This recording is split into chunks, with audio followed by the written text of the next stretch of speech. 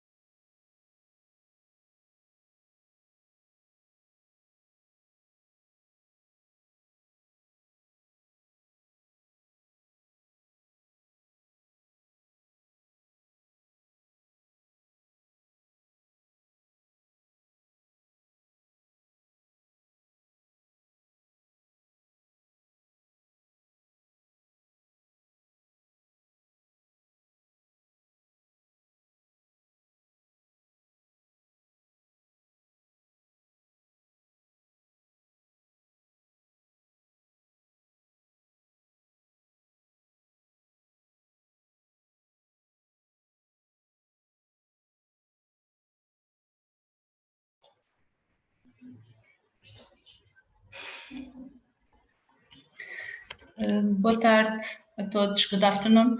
I would like we will begin in 5 minutes, more or less. I would just like to give you the following information about our event. So camera and micros will be turned off for all participants during the event. If you have any question, you have to go to the Q&A section below on the toolbar of your screen. If you have any specific question to address to the Secretariat or to the speakers, you go to the Q&A. And for general queries, please use the chat, also at the bottom of your screen. For simultaneous interpretation, you have in English, French, Portuguese, and Spanish. You have to choose your language by clicking on the globe at the bottom of your screen. Okay, thank you.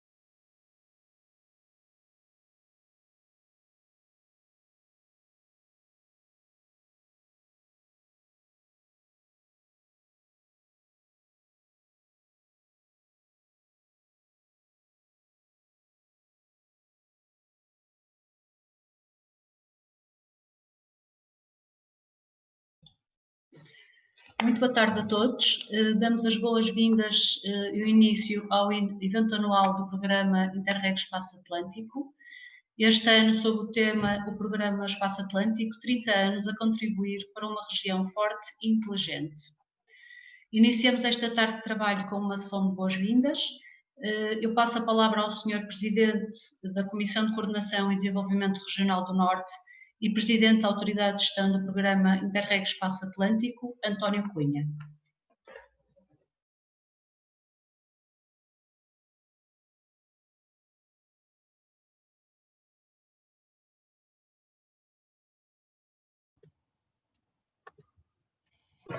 Boa tarde, penso que me estão a ouvir.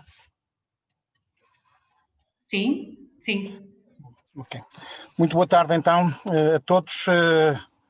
É um prazer participar neste evento, saudar todos os participantes e certamente congratularmos-nos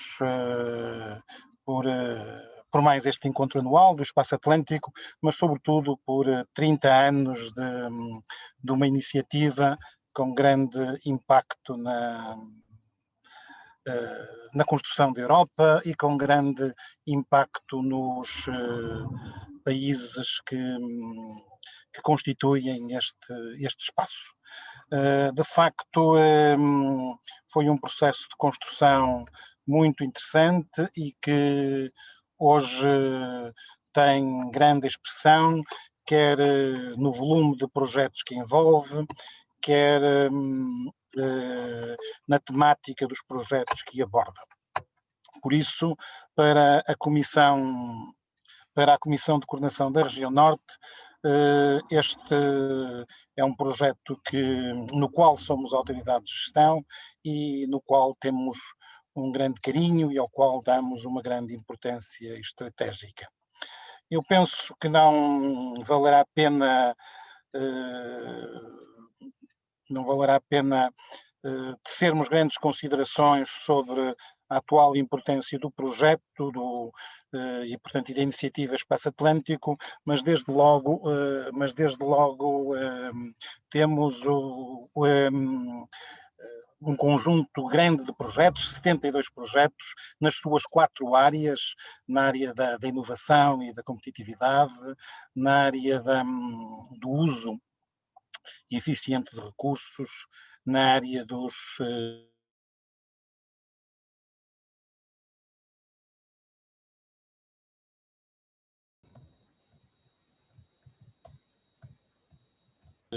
da análise dos riscos territoriais, da biodiversidade e do património projetos envolvem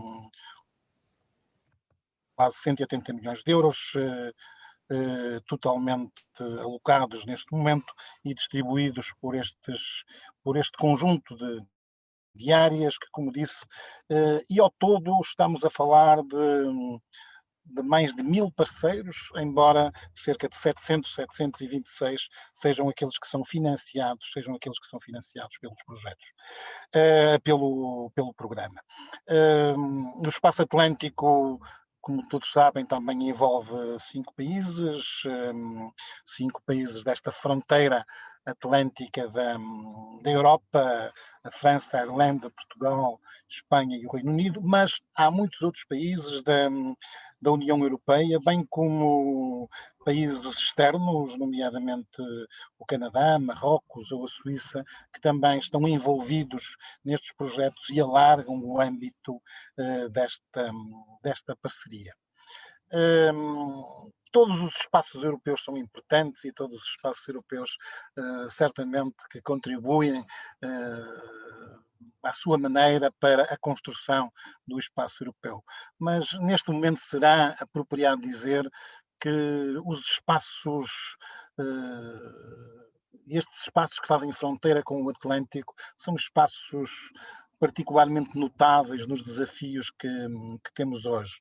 Primeiro porque são espaços onde normalmente existe uma interface muito complexa entre áreas urbanas e áreas marítimas, desde logo na linha de interface entre o território e o Atlântico e o mar, e depois são espaços que, por maioria de razão, têm obrigação de estar preocupados e de fazer parte da construção de um pensamento e da construção do conjunto de iniciativas que precisamos de fazer para garantir a sustentabilidade do planeta, e todos sabemos que a sustentabilidade do planeta passa, em primeira análise, pela sustentabilidade dos oceanos. E por isso as temáticas que têm vindo até agora a ser abordadas são muito relevantes neste contexto, quer do ponto de vista do desenvolvimento socioeconómico destas populações e, portanto, que certamente têm que assentar em lógicas de inovação com vista a um aumento da sua competitividade e do desenvolvimento de atividades de valor acrescentado, que deve ser certamente sempre a nossa prioridade, mas também as questões do uso eficiente de recursos, e nomeadamente a fronteira, a interface, a orla costeira, a fronteira entre o espaço do território e o Atlântico, são sempre zonas muito ricas nesses recursos, mas também muitas vezes com espaços muito sensíveis a esse nível e pelo que a sua utilização eficiente e os modos e as práticas da sua utilização eficiente é algo que tem tido a atenção de projetos aprovados no âmbito do espaço atlântico e que fazem muito sentido e são decisivos para os desafios que temos que cumprir. Igualmente, a questão dos riscos e dos riscos territoriais, certamente que muitas das zonas das orlas costeiras são zonas que vão estar sob grande pressão nos próximos anos, devido às consequências das alterações climáticas e, nomeadamente, a alterações significativas, quer nomeadamente em espaços, portanto, nessa orla marítima, em espaços complexos, quer do ponto de vista urbano, onde temos populações cujos seus espaços correm o risco de serem invadidos pelo oceano, quer em ecossistemas ambientais onde os seus equilíbrios podem ser modificados também por alterações a esse nível. Além disso, são espaços riquíssimos do ponto de vista cultural, do ponto de vista ambiental, porque certamente há uma história que nos orgulha a todos de interações que foram feitas a partir das cidades que estão e dos principais centros urbanos que estão nesta orla, a partir também de tudo o que são a utilização dos oceanos, nomeadamente como meio de navegação, de transporte de mercadorias, mas também de outras atividades, incluindo a pesca. Por isso, volto a dizer, todos os espaços europeus são importantes, mas acho que podemos afirmar com orgulho que o espaço atlântico é certamente um dos espaços, pelo menos, mais ricos do ponto de vista de diversidade e pelo que justifica totalmente a existência desta iniciativa e deste grande programa.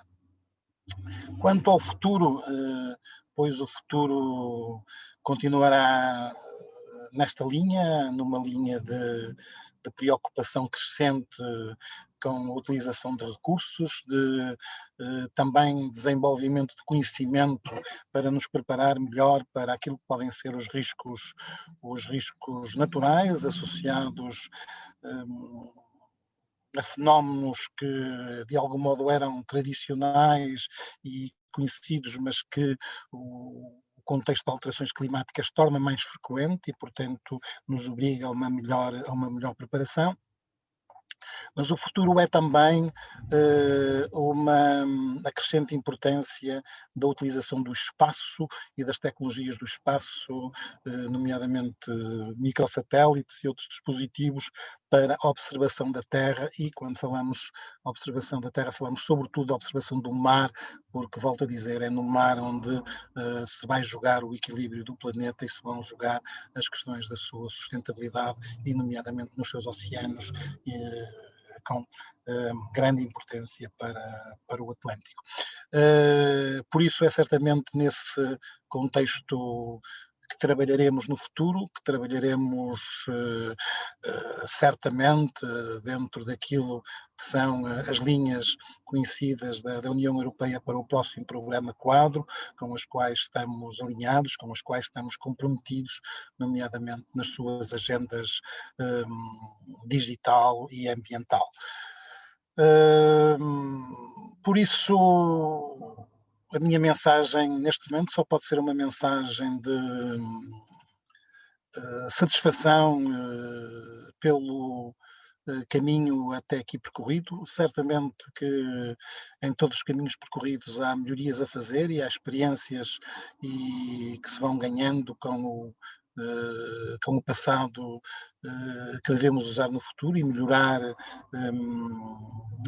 a nossa atividade, incluindo na gestão do programa. Esse é um compromisso assumido por o Presidente desta autoridade de gestão recentemente e aqui reiterado, mas, portanto, dizia, é com orgulho no caminho feito até agora, mas certamente com uma grande esperança um futuro que tem que ser uma aposta clara na sustentabilidade e uma aposta clara na construção de um espaço que continua a ser aquilo que sempre foi, ou um espaço onde as populações gostam de viver e onde as populações foram capazes de desenvolver uma cultura que moldou o mundo e que moldou aquilo que são o percurso civilizacional que tivemos até agora. A todos os votos de uma boa sessão e certamente que uma boa sessão será a melhor maneira de comemorarmos mais este evento anual do Espaço Atlântico e, sobretudo, todo este percurso que fizemos até hoje. Muito obrigado a todos. Muito obrigada, Sr. Presidente. Portanto, passo agora a palavra ao David Rousseau, representante da Prefeitura da região Pays de la Loire.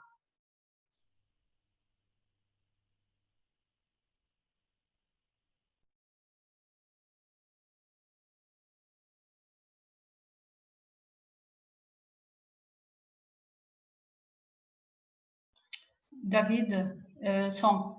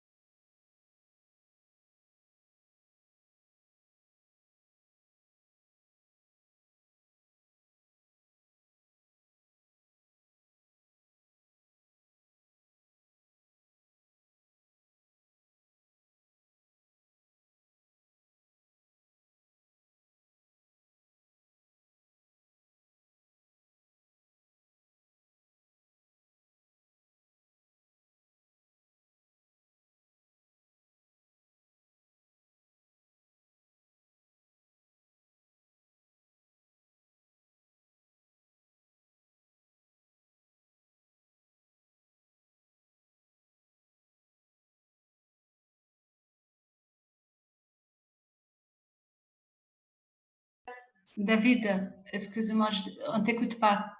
On ne t'écoute pas, David. Non, non, non. Peut-être c'est mieux si tu enlèves le casque. Et déconnecte le... Non, enlève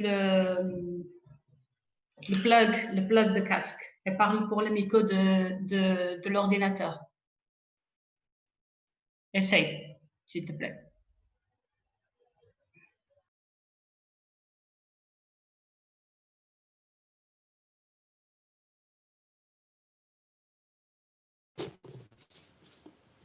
Bon.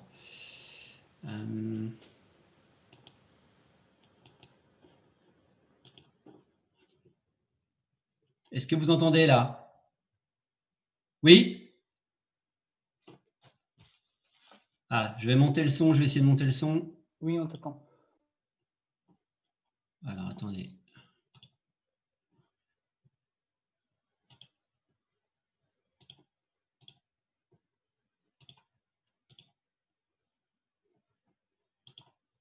Vous entendez? Oui, c'est bon. C'est bon, c'est bon, avance. Merci. Alors, si tout le monde m'entend, je vais pouvoir vous parler. Pour vous dire que je suis très heureux d'ouvrir cet événement annuel du programme Espace Atlantique. Je représente aujourd'hui donc le préfet de la région Pays de la Loire, qui est donc l'autorité nationale du programme en France, pour la programmation 2014-2020. Je ne vais pas revenir sur les enjeux principaux du programme puisque le président Antonio Cunha les a très bien rappelés, donc le président de l'autorité de gestion. Je voulais simplement rappeler que cette année, la France s'était assuré la présidence du programme pour l'année 2020 et il se trouve que la France assume également la présidence de la stratégie maritime atlantique. Et d'ailleurs, lors de cet après-midi, Claude Vorer vous fera un état de l'avancement de cette stratégie pour souligner qu'il y a un lien très fort, évidemment, entre le programme Espace Atlantique et la stratégie maritime atlantique. Hein. Ce sont deux entités très fortes. Alors, moi, je voulais souligner simplement qu'on a en France beaucoup de partenaires qui sont impliqués dans le programme. L'agenda de cet après-midi le démontre, hein, puisqu'il y a plusieurs témoignages d'acteurs, partenaires français qui sont impliqués dans le programme, dans la réalisation des projets.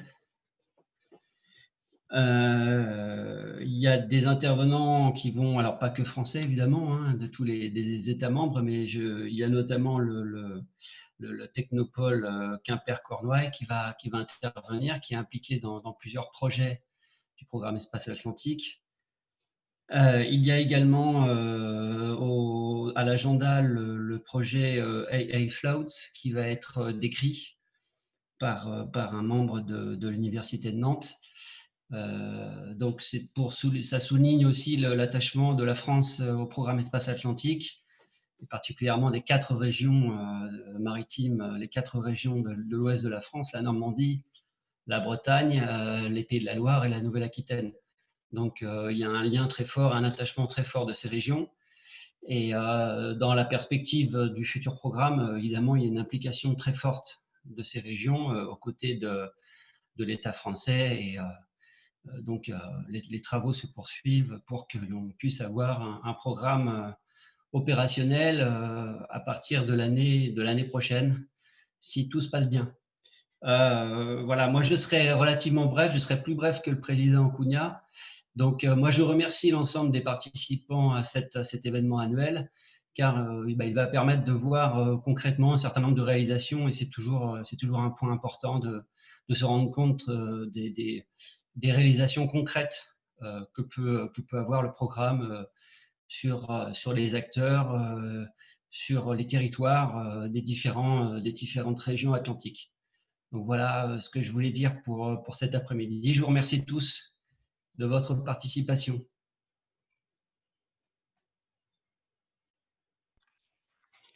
Muito obrigada, David. Segue-se agora a sessão dedicada à celebração dos 30 anos do Interreg. Eu passo a palavra ao Ismael Moura Garcia, diretor adjunto do programa Espaço Atlântico.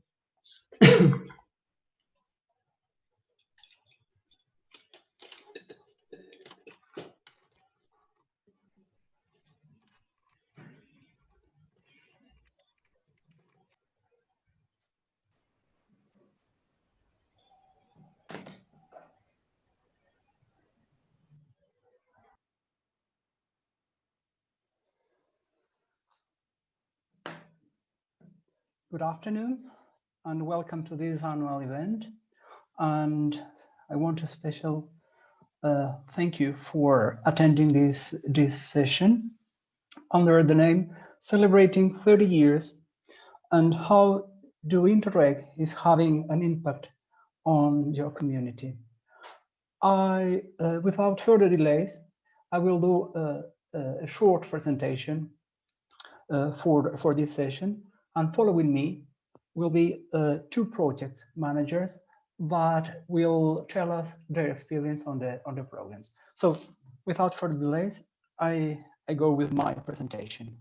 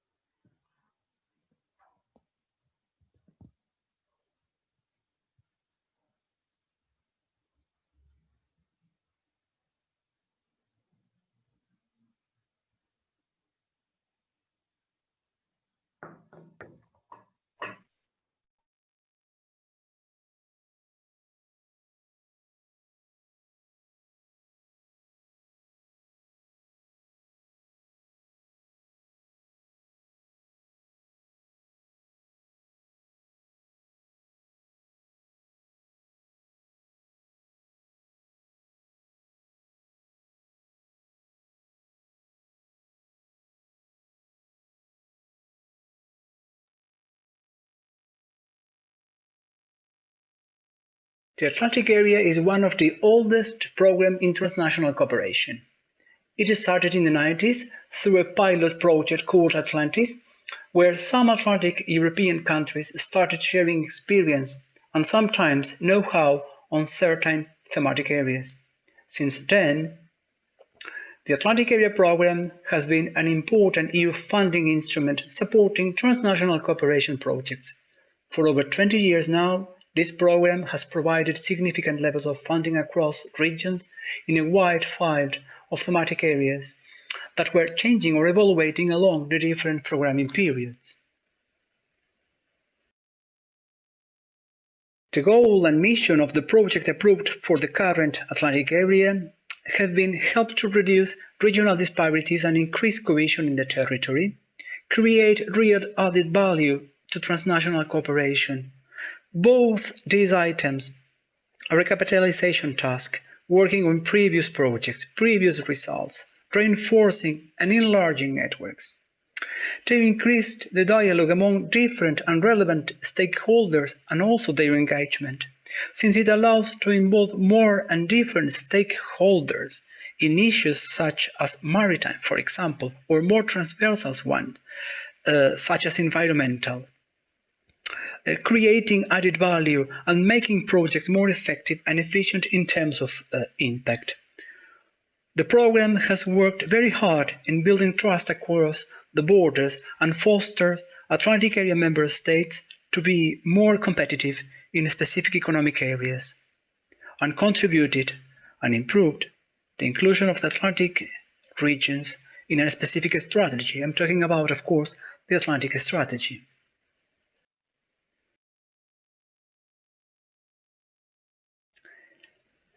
They deliver territorial cohesion. This is in new results, new knowledge. They shared experience and enhanced capacities.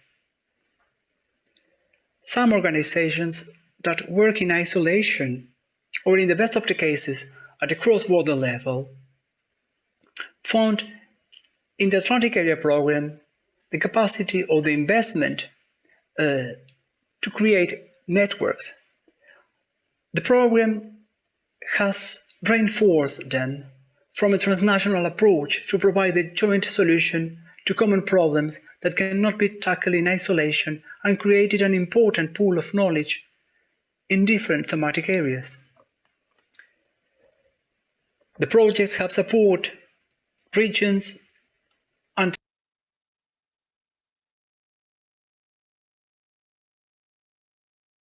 cities to make a better use of their resources.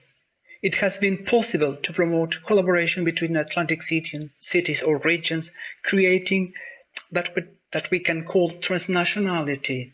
This cooperation has allowed, for example, to have more resources managed jointly in helping to prevent maritime accidents, maritime pollutions, improve maritime risk planning. The projects enabled regions and cities to jointly tackle challenges that go beyond their borders. Once again, as I said before, there has been a big investing job to provide joint solutions to common problems that, as I said, cannot be tackled in isolation. Also, by bringing together authorities with local agents and private investment, projects were able to have a greater impact.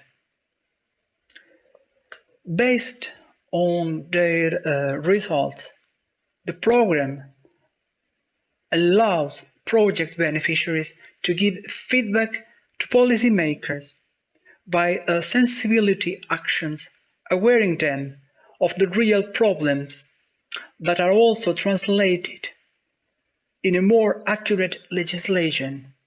Our projects also contribute to the modernization and Europeization, if I may say, of the public administration.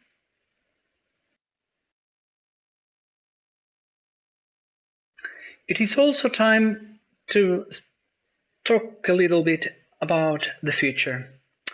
In relation to the future of Interreg and the Atlantic Area Programme specifically, it is first necessary to give a few words about the new cohesion policy to better frame the new program.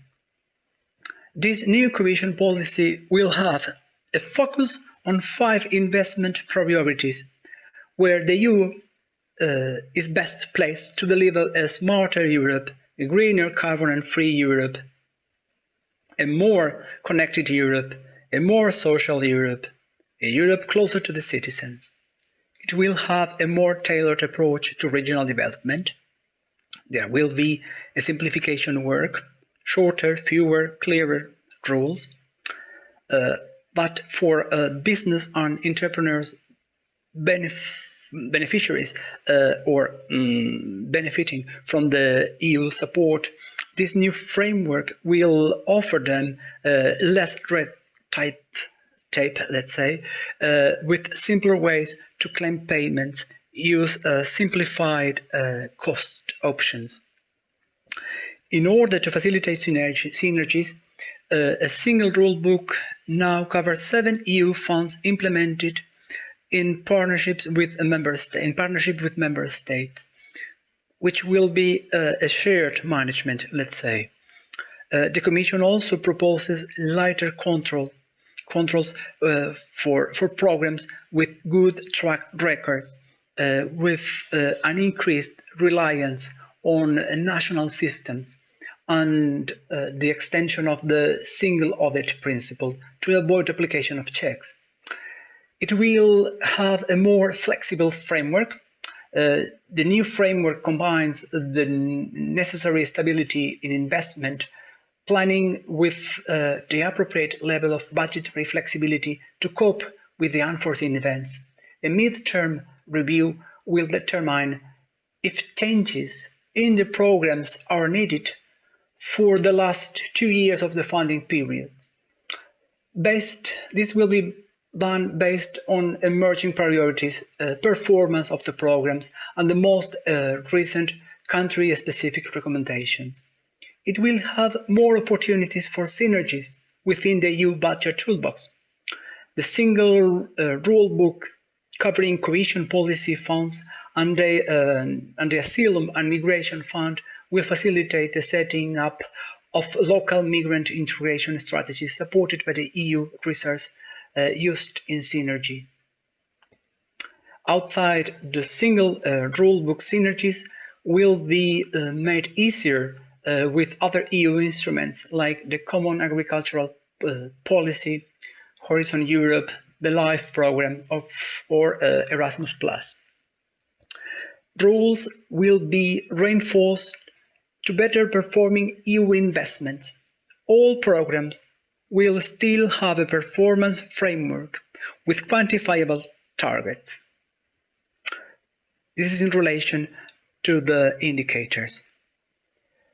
The new framework introduces an annual performance review in the form of a policy dialogue between program authorities and the Commission. Performance of the programs will also be evaluated, assessed during a mid-term review for transparency reasons, and so citizens can follow the progress made. Member states will have to report all implementation data every 2 months, and the Cohesion Open Data Platform will be automatically updated. There will be an increase of the use of financial instruments. Grants alone cannot address the significant investment gaps. They can be efficiently complemented by financial instruments which have a leverage effect and are closer to the market. On a voluntary basis, member states will be able to transfer a part of their cohesion policy reserves to the new centrally managed InvestEU fund to access the guarantee provided by the EU budget. Combining grants and financial instruments is made easier, and the new framework also includes special provisions to track more private capital. It will put more effort in communication to improve the visibility of cohesion policy, for a Europe even closer to citizens. More emphasis is put on the need to better communicate the positive results of cohesion policies.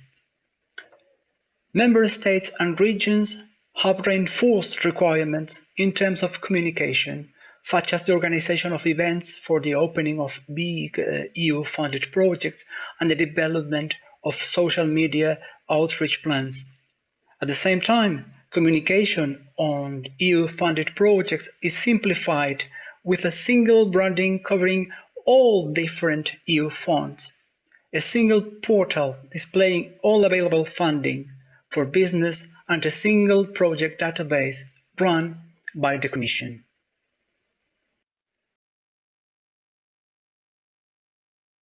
Of course, there's a special chapter for Interreg, which includes the simplification for interregional and cross-border cooperation in terms of finding use.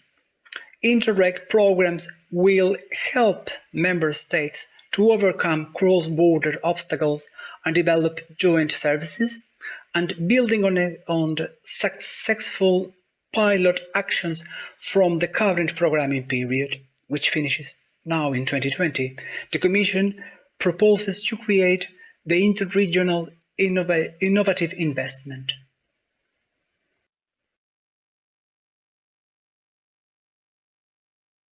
Now, in relation to the Atlantic Area program, we can inform that the new program is being designed. We are currently working on it.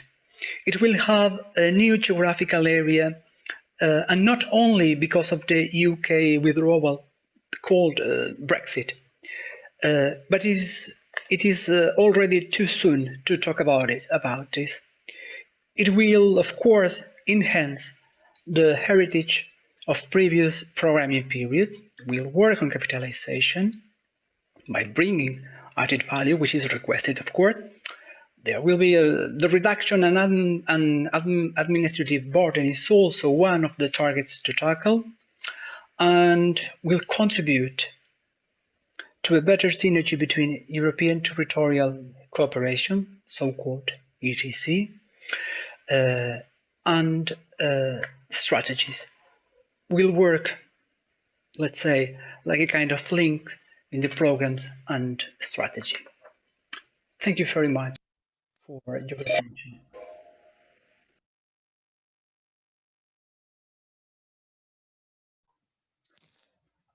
I would like now to give the floor to one of the project managers of our project, Paula Galvão, representing the International Iberian Nanotechnology Laboratory. Paula, please. Hello, good afternoon to all. I would like to thank you all. Especially, I'd like to thank the Coordination Committee of the Atlantic Area Program for inviting INL and for giving us the opportunity to share our experiences on the projects that we have been participating on. So I will share my screen.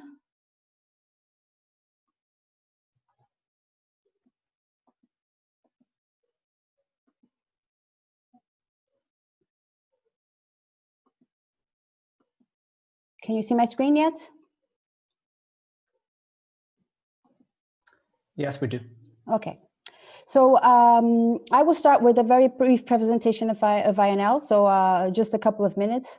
So INL stands for the International Nanotechnology Laboratory. It's based in the north of Portugal, and it's currently the only RTO, nanotechnology research center, that is focused on nanotechnology and that has an international legal status.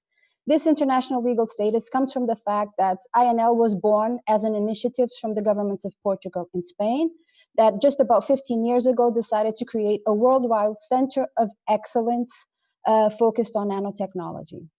The institution was also funded by interregional funds, another program, but it counts with an investment of, and also national funds from the CCDRN, from the Regional Coordination Commission.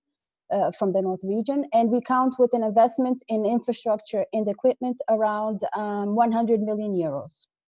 We've been in operation for 10 years, so we're quite a recent organization, but we currently have around 40 employees from 40 nationalities. So these 40 nationalities reflect the international dimension that INL has. As part of our international strategy, we have representations in Eastern countries, in Western countries, and other continents. So we have representations in Scandinavia, Israel, Dubai, Hong Kong, Shanghai, Austin, then Boston, and then in Central Europe. What drives us? How do we work? Well, our basic motto is whatever we develop, our research activities, the technologies that come out of INL have to be of societal value and have to contribute to the innovation and competitiveness of our industrial partners. Parallel to that, we have an acceleration program for companies, for startups and entrepreneurs, and we also have an incubator. So entrepreneurs and startups can also access our incubator facilities and then have privileged access to the complete set of state-of-the-art of equipment that INL has, and also have access to INL's research expertise, counseling, and also business and IP counseling. So both for the startup program and for the incubator, these are open to any person, any company, any startup from anywhere in the world. So we not only support internally the researchers so they can have this entrepreneurial mindset, but we also support people that can come from any place. They just have to apply, and then they go through a selection process, and then we evaluate. Parallel to that, we have INL IP Ventures, which is the commercial arm of INL. And its basic mission is to commercialize the patents that come out of INL's research activities and technologies. And INL IP Ventures is also responsible for the more structured and strategic corporate collaboration programs. So the idea is that we have a complete innovation cycle. So we go from support activities from basic research until innovation, until commercialization and product introduction in the market. How are we organized? We are organized around 6 clusters. So we had food, so we have intelligent food packaging systems. We have personalized food through encapsulation of active bioingredients. And then we have lab-on-chip platforms that allow us to do food control, food traceability, and test food safety. In the energy area, we work on 3 basic areas: hydrogen, photovoltaics, and batteries.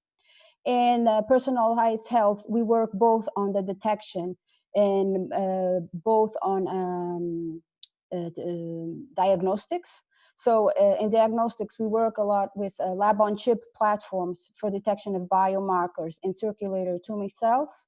In detection, we work with nanoparticles, magnetic nanoparticles that can enhance imaging techniques. In the environment area, we work, risk-free environment and circular economy. We currently have a lot of activities focused on detection of pollutants in waters, in the sea, in the ocean, or in the rivers. Then we have the smart digital nanosystems cluster. So I'm already in the 5th cluster. And here we work a lot with key enabling technologies. I would say that this cluster is one of the clusters where we have the most advanced TRL levels. It's also one of the clusters where we have the most, differentiated competencies. And here we work with sensors and networks, autonomous network of sensors that can be applied in practically any sector, from health to construction to smart grids and energy, whatever we want. So in industry, in improving quality detection procedures, also in predictive maintenance. So we work with the sensor part can be applied in practically all industrial sectors. And currently we are working with companies, like I would say we have a portfolio of just about 100 companies, and they come from the diverse sectors. So we have molding, we have plastic, we have companies from the electronics sector, we have automotive suppliers. We work a lot also with institutions and companies providing smart cities solutions. in the construction area. So as nanotechnology it's a transversal technology, a key enabling technology. So we work with companies across various sectors. Then we would go to the sixth cluster, which is, I would say, the only cluster that works more on a lower TRL level, and it is the advanced materials and computing cluster that works on new paradigms for computation. So out of the 6 clusters that we work with, I would say 5 work in high TRL level technologies, and it's the main mission of the Institute to provide competitive advantages to the industries we work with. So we want to go side by side with industries. We want industries to start working with us early on detection of RTD needs, and supporting us to develop or accompanying us to develop technologies that are of their interest. So we go side by side with industries. Now, going to what brings us here today. So we were invited to present our experience in the Atlantic Area projects. So currently INL has 5 projects ongoing. We have 3 projects that were approved during the first call and 2 projects that were approved during the second. And out of these 5 projects, I would say that 4 of them are funded under priority 1, which is stimulating innovation and competitiveness. And then we have the one named nanoculture, funded during the second call, which is on priority area 3, which is threatening the territory's resilience to risks in natural climate and human origin. Out of these 5 projects, INL is coordinating 2. So we're coordinating the Cat Maritime project and the nanoculture project. So now I will go very briefly through 4 of these projects. The 5th project I will not speak about. The seafood project, I will not speak about it because we will have a detailed project presentation of the seafood project in the next panel of this session. So the first project, Atlantic Cat Med, the title is Bringing Key Enabling Technologies Together for Next Generation of Medical Technologies. So this aims to provide a transnational pilot production facility for future biomedical products. So the main objectives of this project is to develop an ecosystem of CAT centers and experts, engage with companies that can use key enabling technologies and that use key enabling key enabling technologies for the medical sector, and get these stakeholders together, provide access to the development of new products from one companies to the other. And then we go more on a one-to-one approach, and here we support individually companies, and we start by innovation audits, so detecting their innovation needs, what is their innovation management practices, what is their status in terms of management of their innovation portfolio. And then depending on the results, we come up with a roadmap for them to implement and to act so they can become more innovative. Then we do a value chain analysis. The idea of this value chain analysis is to get industrial stakeholders, well, RTOs also, and universities, but mainly SMEs, companies, to get together and to match them along the different parts of the value chain of a specific product. So this is all about getting companies with complementary needs together and pushing them to get together to provide full-scale solutions. And then at a third objective is providing training to companies on and based on the innovation audits, the results of the innovation audits, also provide targeted training. Main results so far. So we have developed 50 innovation audits. We have 19 of the 25 value chain analysis completed. We have novel access procedures for the pilot lines, education and training needs identified. 40 companies have been surveyed. We delivered 3 webinars. And we begun the selection of companies. So these are companies that have products ready to go to the market. So they will be test cases, and we will support them in bringing those projects to the market. So this project was funded under the first call, so it's almost finishing. It started in 2017. It will go until April next year, and it has 8 partners. Second project, this project is the one that is being coordinated by INL, and it's all about transferring key enabling technologies to the maritime sector. So we're at the Atlantic Ocean, so we think this would be an interesting project for the program.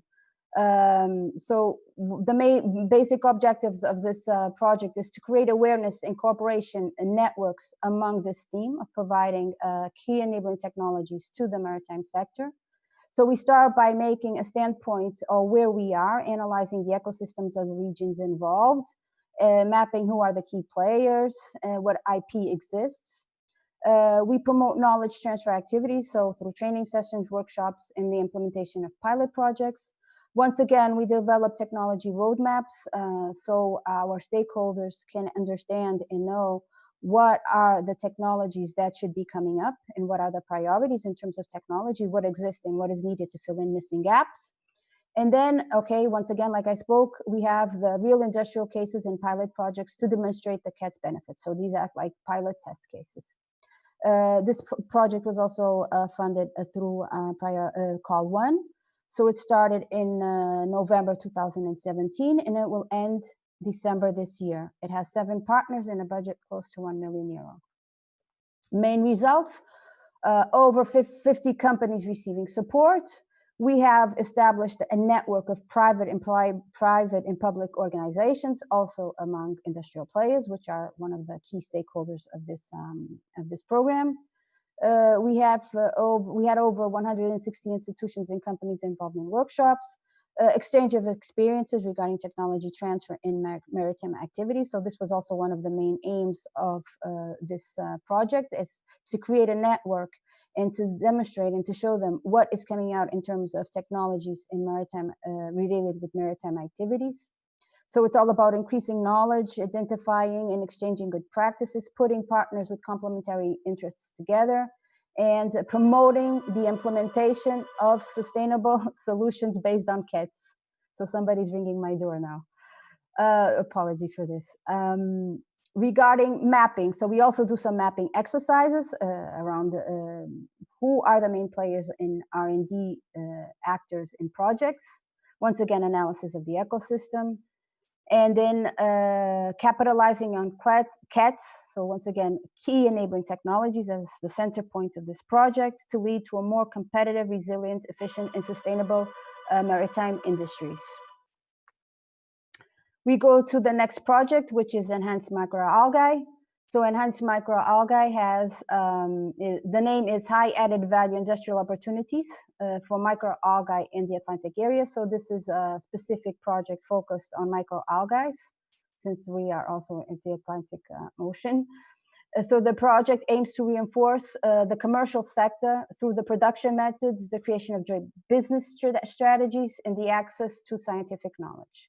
The objectives, and once again, undertake a comprehensive analysis of skills, gaps, and opportunities for the commercial and industrial sector working in the microalgae area. We develop case studies to analyze critical factors of operation from an environmental point of view, to incorporate nanotechnologies, new technologies in the microalgae sector, and to encourage the creation of spin-offs and self-employment in this sector. The main results, communication about what is being done in the microalgae world, and specifically in the regions involved. So awareness raising to bring people into the community. We have launched a spin-off and startup support program that includes an acceleration program, access to mentoring, and a hosting program. We have developed a database of key experts and stakeholders that includes patents, publications, companies, institutional details, specific contacts of institutions working in the area, and most relevant projects. And then we have also developed a virtual marketplace. It has a virtual platform to exchange services, project ideas, interests about the microalgae in the Atlantic area regions. So this project has 12 partners. It will also end quite soon, so it will end in April 2021. This was also financed during the first call of the Atlantic Area Program.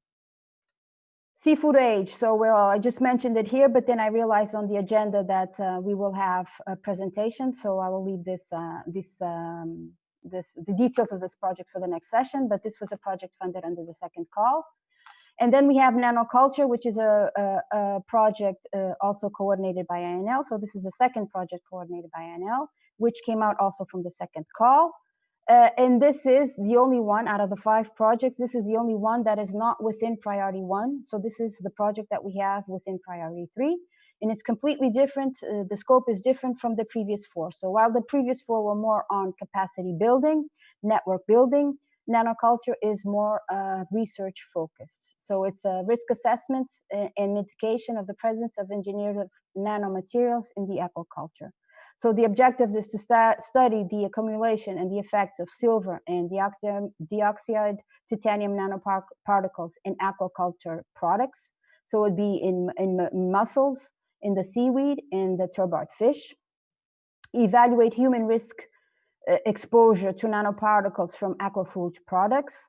And then the third one is to develop in situ sensors for the detection and the identification of nanoparticles. Once again, because INL is really strong in the development of sensors.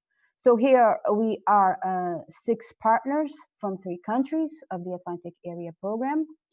And this is a project that's still ongoing. So it started in May 2019. It will end in April 30th, 2022. And it has a budget close to 1.5 million euros. So the sensors for the detection of the nanoparticles were already developed and being tested. And also the testing of the nanoparticles in the mussels, the testing on the detection of the nanoparticles in the fish and in the mussel were also made, and some conclusions were made regarding if or not these nanoparticles are on the turbot or in the mussels or in the weeds, and if they present a harm to human health or not. So I finished my presentation on the 5 projects. So, but I was playing around a bit last night with the presentation. So I did a word cloud of all the main results. So basically, what I did was I got all the main results that I presented previously in the previous slides, and I did a word cloud. And then and the words that I get was a lot of good practices, marketplaces, training, assessment of needs, databases, acceleration programs, companies, okay, RTD because of, I guess, of the last project. So it's this to say that, okay, startup also, stakeholders, industrial stakeholders, these are the type of words that came up. So if we ask, why are we in these projects? Why do we think these projects are interesting? So basically, I think here are the main headings of why I think the Atlantic Area projects are interesting. First of all, they are a main source of capacity building. So from what we saw from the majority of the activities of the projects funded under Access 1, which are 4 of the 5 projects where INL participated, this is a lot about capacity building, about getting people together from the different regions, getting them to know each other, getting to know them, getting to know their competencies, how they work, and defining future strategies. So it's also about resources. So this project allows for the beneficiaries, being them industrial stakeholders or more academic stakeholders, allows the beneficiaries to coordinate resources among the regions, to detect complementarities, and in this way make the regions become more competitive because they're taking advantages of the competencies of each other in a complementary way. So I would say that the Atlantic Area projects contribute a lot to coordination. So it's an important funding source for the coordination of stakeholders in the regions involved. And these coordination activities from the list of activities that we saw before, so the activities are more or less the same, the type of activities only targeted to different industrial sectors, different economic activity sectors. So it allows for coordination of activities among the regions that participate, the regions of the different countries that participate in the Atlantic Area program. It allows a lot for network building. So if it was not for these Atlantic Area projects, INL would probably not be part of some of the networks we are belonging now. So this cross-border regional involvement is of interest, obviously, and we can build upon the capacities, the specificities of each regional capacities and become stronger and become more competitive. It's also about knowledge sharing, of course, and it's also about transferring knowledge and technologies, transferring knowledge from one regions to the other, and transferring and promoting technology transfer from RTOs and academia to companies, and get this whole ecosystem together. So very briefly, this is all I had to say in terms of the Atlantic Area projects. Lastly, I did not write this on my slide, but I was happy to hear from Ismael that the next framework program period will aim to be more flexible, will aim to be more clearer, less red tape, I heard, more flexibility, less rules. So I think in terms of administration, if we eliminate the administrative burden somehow that these projects bring, and I'm only bringing this up because Ismael mentioned it in his proposal, I think this will make an excellent program. So all in all, this is all I had to say, and thank you very much for your attention.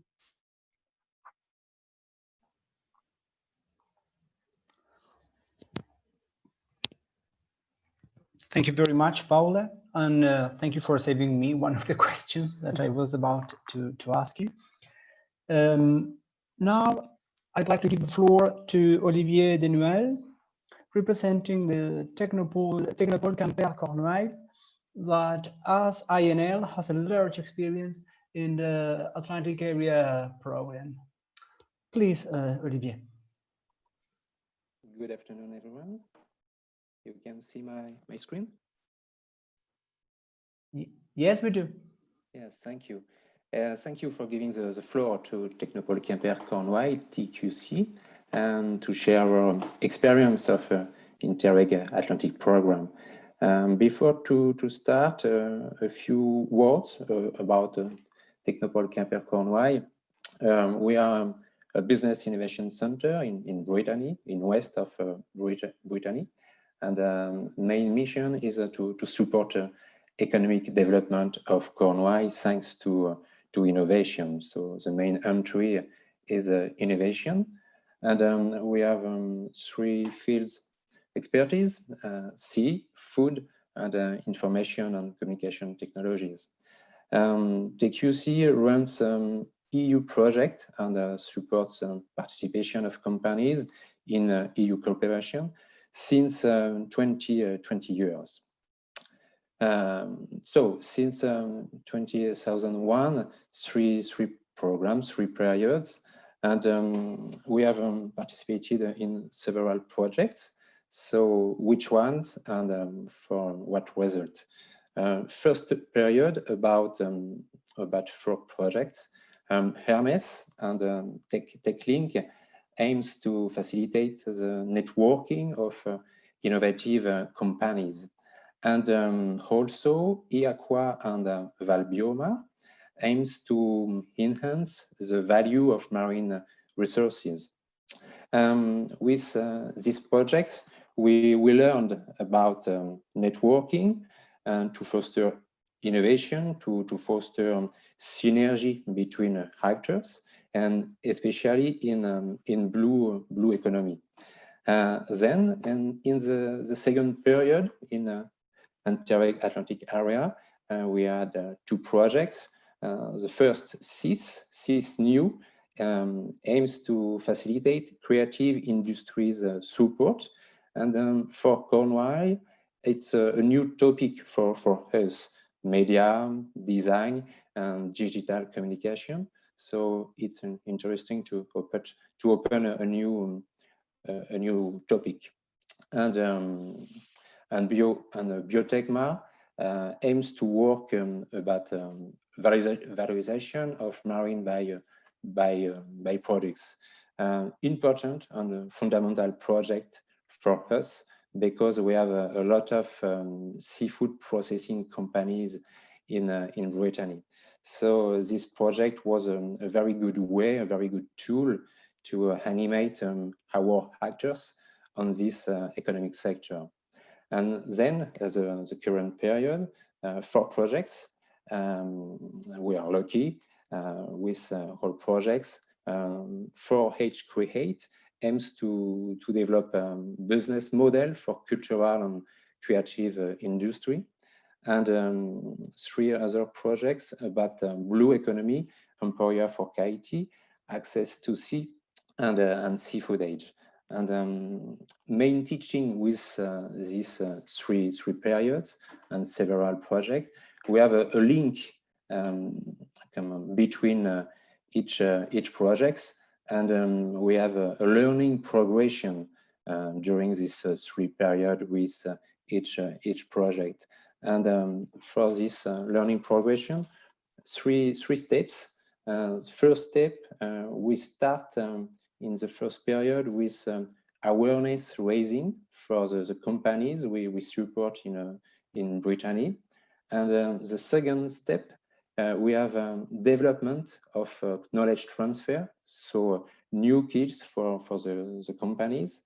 And third step, we have a business development for companies through networking.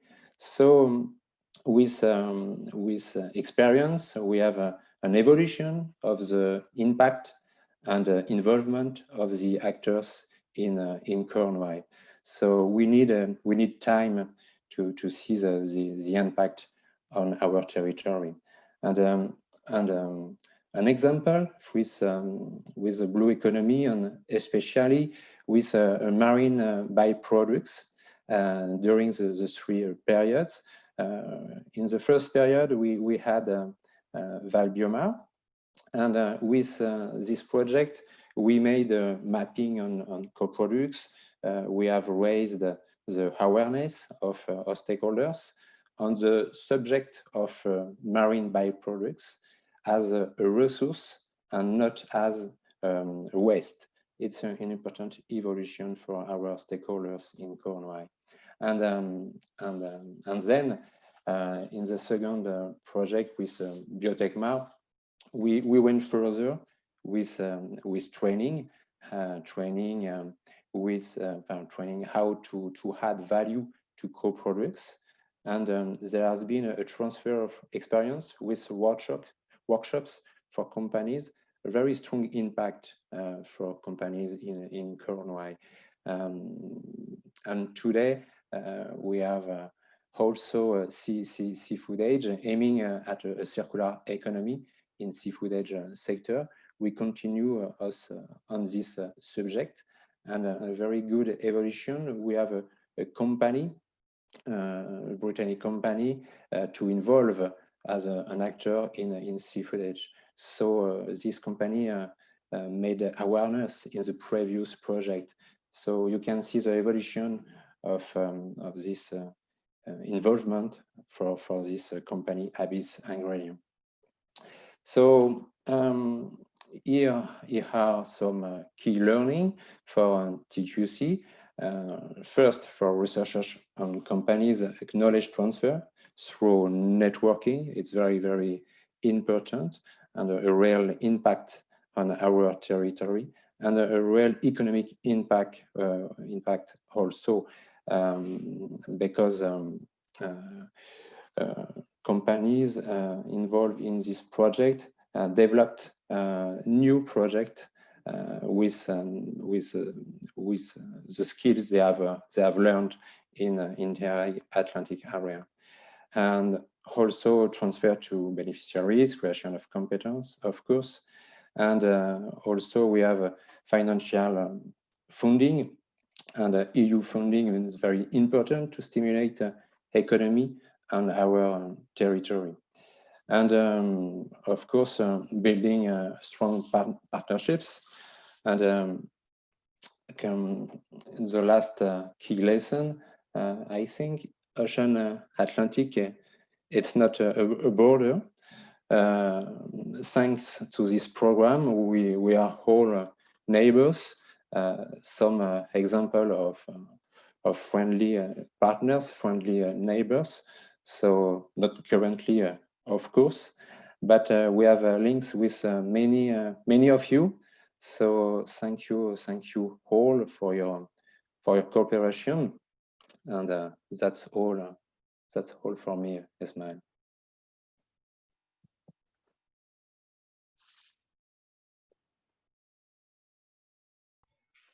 Muito obrigada, Olivier. Nós vamos saltar a parte do intervalo, pois já estamos bastante atrasados e temos que cumprir o horário que está estipulado na agenda. Por isso eu passava já à sessão seguinte, European Green Deal, Making the Most of the Atlantic Project. Eu passo a palavra à moderadora da sessão, Sandra Tavares da Silva, que é a autoridade de gestão do programa Interreg Espaço Atlântico.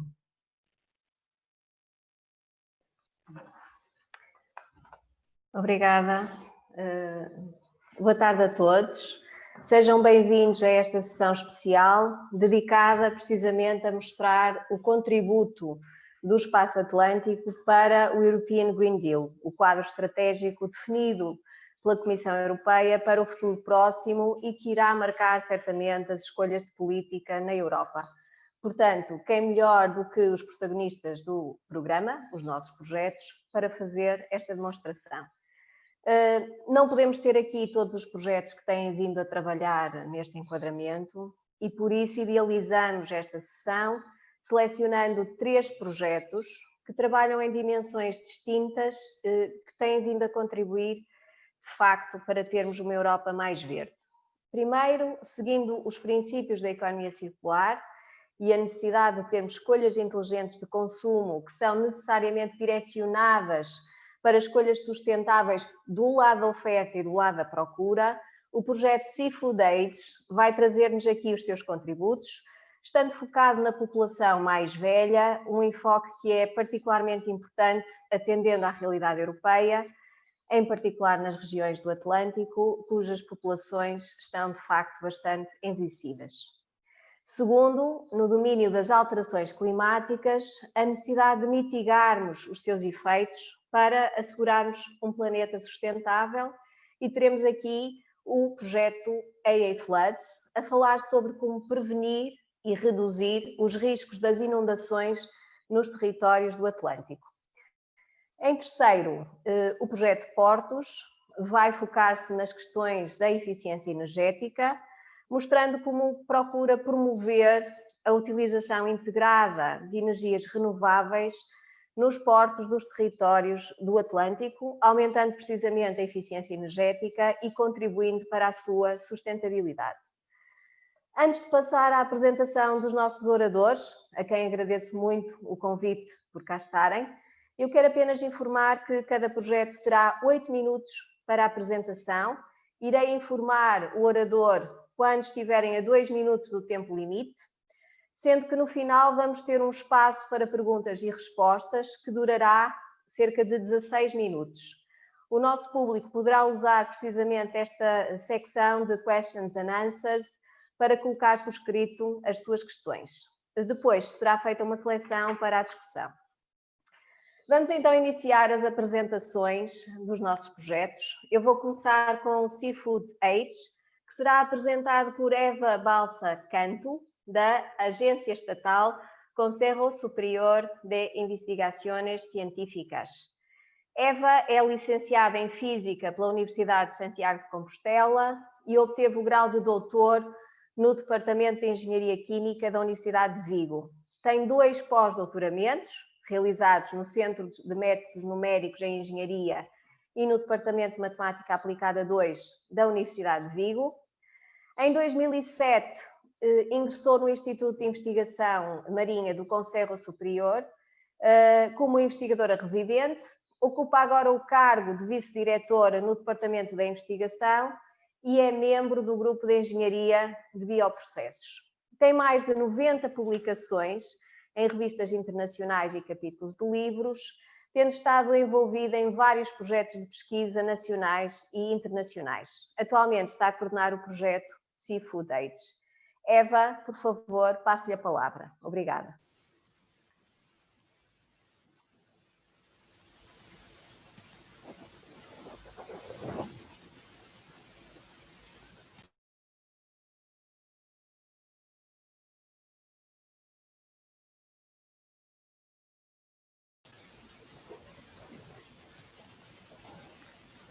Obrigada.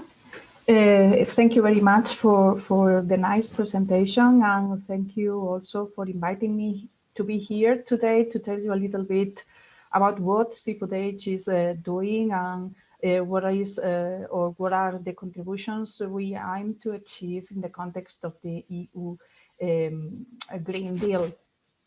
We have a small video to present the project. I think it could be displayed. Thank you.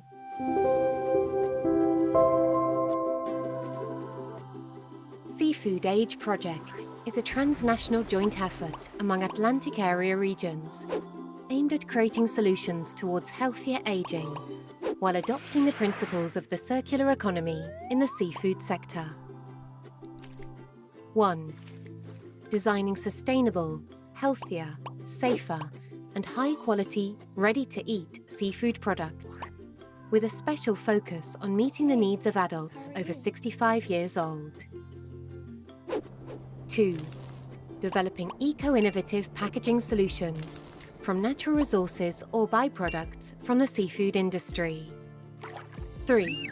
Developing a smart predictive label to help retailers reduce food waste while optimizing product quality and safety, and to support consumers to make better informed seafood choices. Seafood Age. Smart food choices, no matter how old you are. Thank you very much. I will now try to share my screen.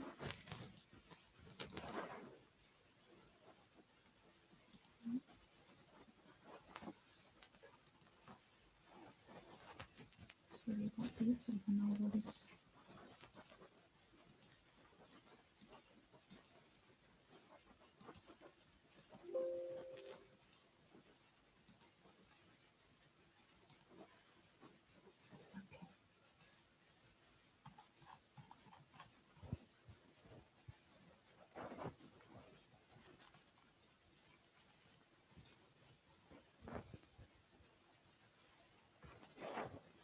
I don't know whether you can see my screen now. Yes, we can. Okay, thank you. So as you've seen in the video, the aim of the Seafood Age project is to develop smart and innovative seafood processes and products for a healthy aging. We joined together.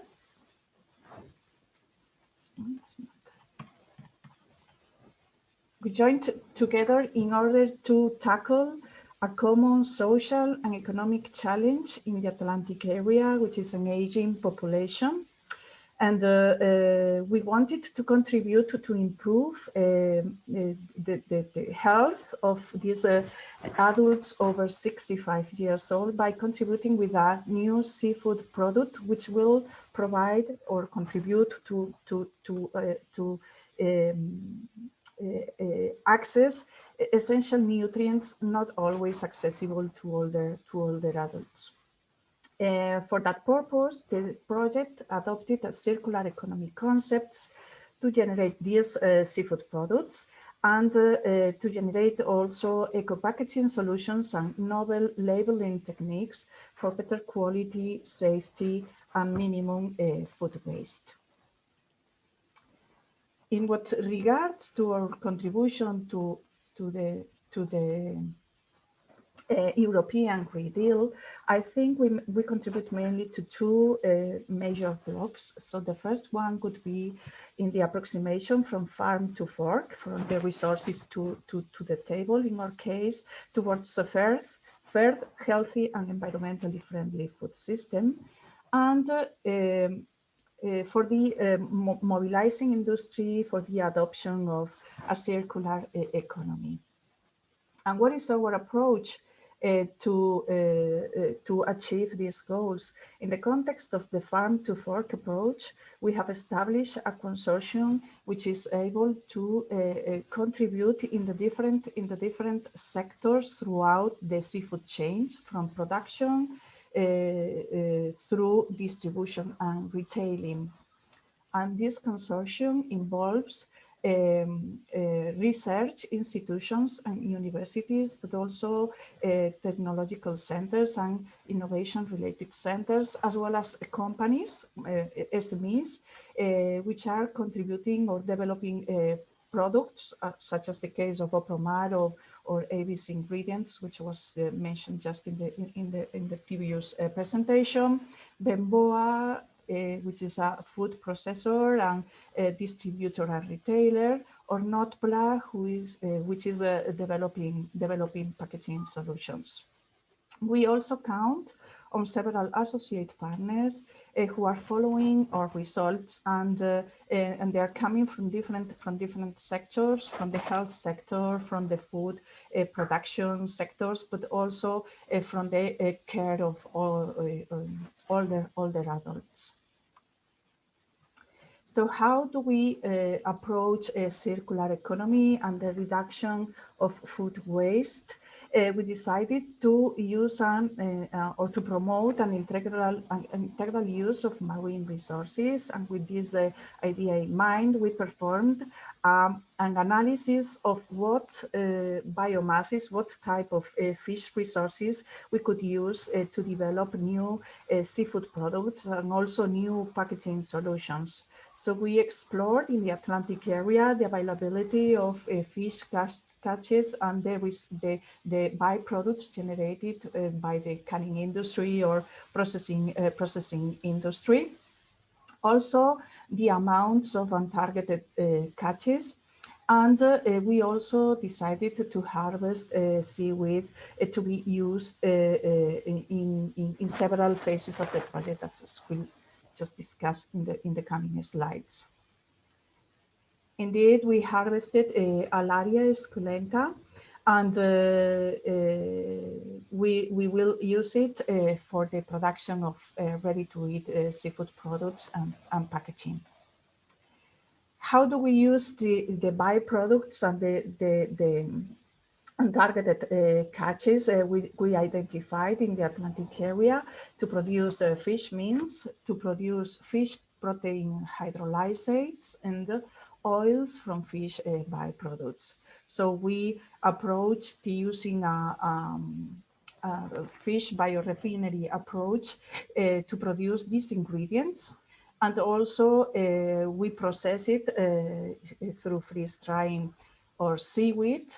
And once we've got a collection of ingredients from different sources, we perform an analysis to identify the bioactivities, the nutritional properties, to cover the specific needs of our target consumers.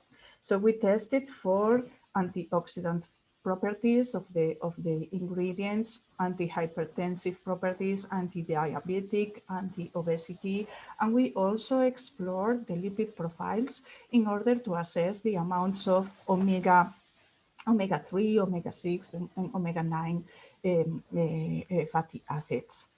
With the ingredients obtained, we selected for the production of our ready-to-eat, we produced the product. This is a picture of what we have at the moment. And with the algae or seaweed, we also generated new sources.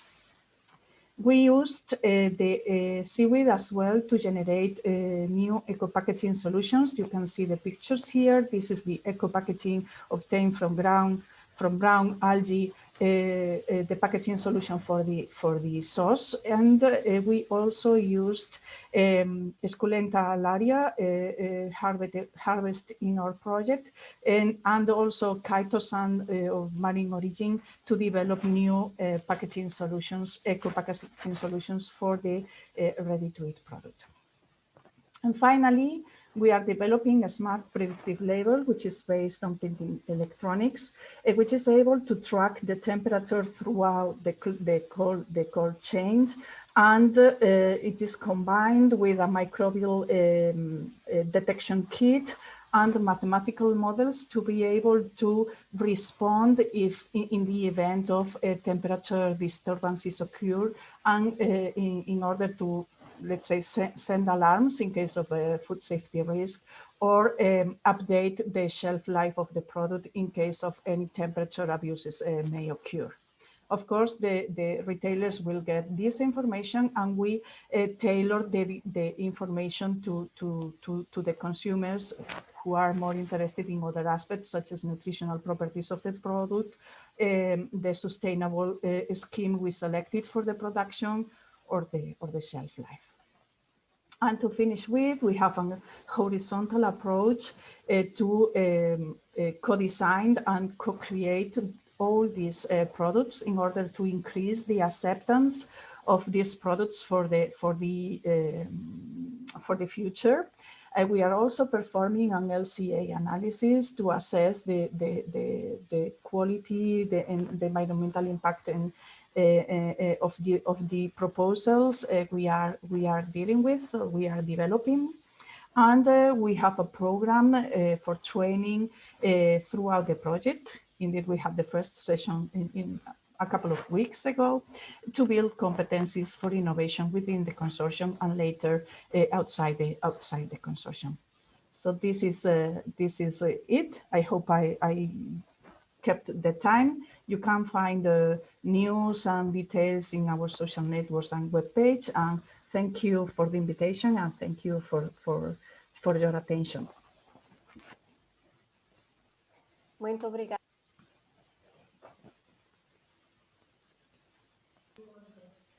Muito obrigada, Eva. Em seguida, temos a apresentação do projeto AA Floods, que será feita por Frank Schoff, afiliado à l'Institut Universitaire Mer et Littoral, Université de Nantes.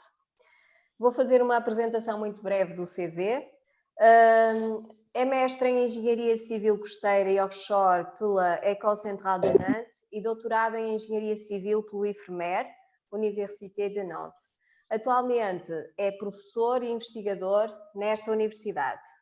Desde 2017 é o gestor executivo do Sea and Littoral Research Institute, que tem 750 investigadores, sendo também membro do Comitê Científico da Rede de Universidades Francesas dedicadas ao mar e que reúne 16 universidades. Desde 2014 é conselheiro do presidente da Universidade de Nantes no domínio das energias renováveis marítimas e é membro do Conselho da West Atlantic Marine Energy Community desde a sua fundação em 2015. É ainda o gestor executivo do Cluster Nacional Francês de Gestão de Riscos em Engenharia Civil desde 2013, fazendo também parte do painel intergovernamental regional sobre mudanças climáticas da região Pays de la Loire.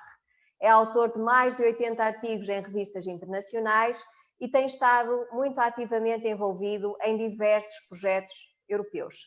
Frank, por favor, pode avançar. Obrigada. Merci beaucoup. Vous m'entendez? Vous voyez mon écran? Oui. Oui. Oui, c'est bon. Ok, parfait. Bonjour à tous. Merci beaucoup pour cette invitation. Donc, je vais passer tout de suite aux enjeux de ce projet AA Floods et en prenant un tout petit peu de recul sur les enjeux de notre littoral et européen, mais aussi des littoraux dans le monde.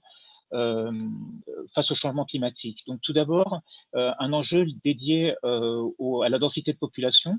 On a dans le monde une densité de population qui augmente. Un rapport des Nations Unies indique que l'on a potentiellement 85% des habitants qui vivront dans une bande littorale de 70 km de large en 2050. On a un enjeu énergétique avec notamment au travers du Green Deal une volonté de l'Europe de passer de 22 gigawatts-heure à 240 jusqu'à 440 gigawatts-heure en 2050 en énergie marine renouvelable offshore, c'est-à-dire multiplié par 10 à 20 l'existant. Et on a un enjeu aussi en termes d'alimentation, ça a été largement évoqué précédemment, mais aussi sur l'alimentation, notamment via l'aquaculture offshore, avec un enjeu de qualité et de production pour nos populations.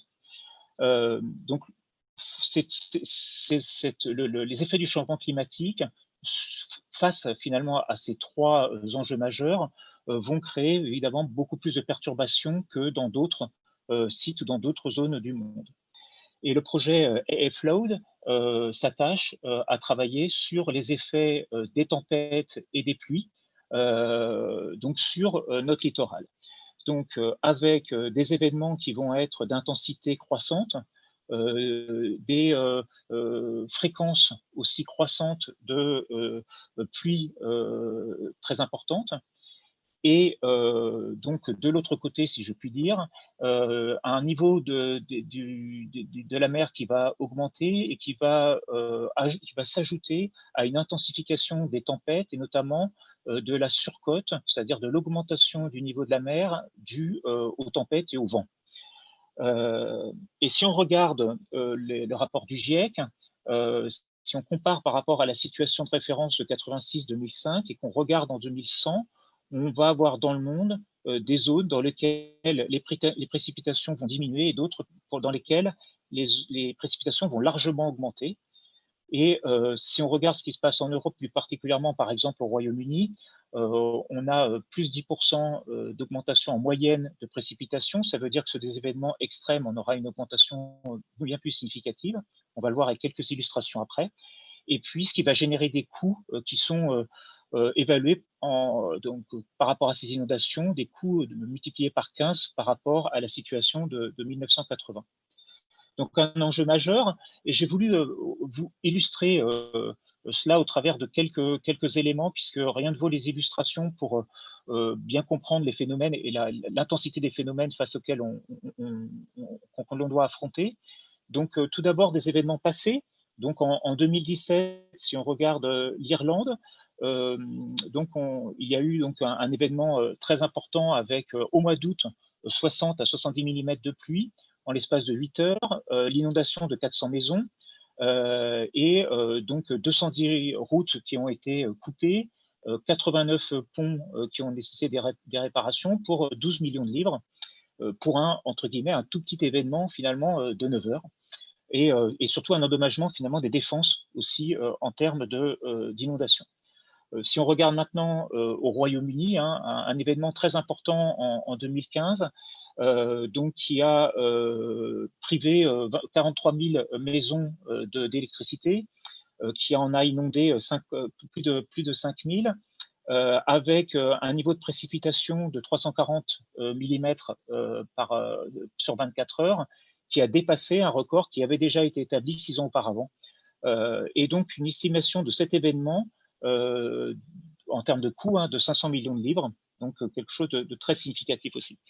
Ensuite, un autre événement où les conséquences sont différentes, c'est le cyclone Zikia en France, donc 2010, où là, on a eu un événement très important, le plus important depuis 10 ans, 51 personnes sont décédées, 12 personnes ont été portées disparues, et puis il y a eu un peu plus de 10 personnes en plus en Europe qui sont décédées, avec des vagues de submersion. Vous voyez le village ici inondé, qui ont dépassé 7 mètres et qui se sont accumulées à une marée haute, qui a elle-même été assez exceptionnelle. Et des problématiques d'expropriation face auxquelles les populations, même si elles étaient en danger, finalement, n'ont pas voulu complètement se soustraire.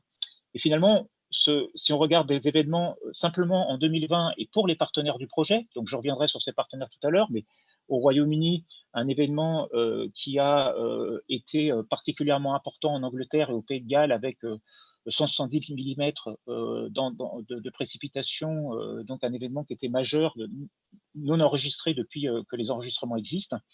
Et pourtant, vous voyez ici qu'une zone de construction était prévue dans une zone qui a été complètement inondée. Et ça concerne au total, dans ces zones de construction prévues et inondées pourtant par cet événement exceptionnel, 11 000 nouvelles maisons. Donc l'enjeu d'expropriation que vous avez vu précédemment ou l'enjeu de construction est un enjeu qui va être beaucoup plus important, y compris dans des zones qu'on pensait constructibles.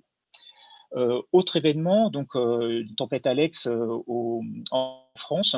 En 6 heures, on a eu 270 mm de pluie. Si j'ai indiqué ça, c'est parce que dans le projet, parmi les problèmes que l'on va se poser, vont être les problèmes de résilience des infrastructures. Et vous voyez ici, typiquement, que ces infrastructures n'ont pas du tout été résilientes.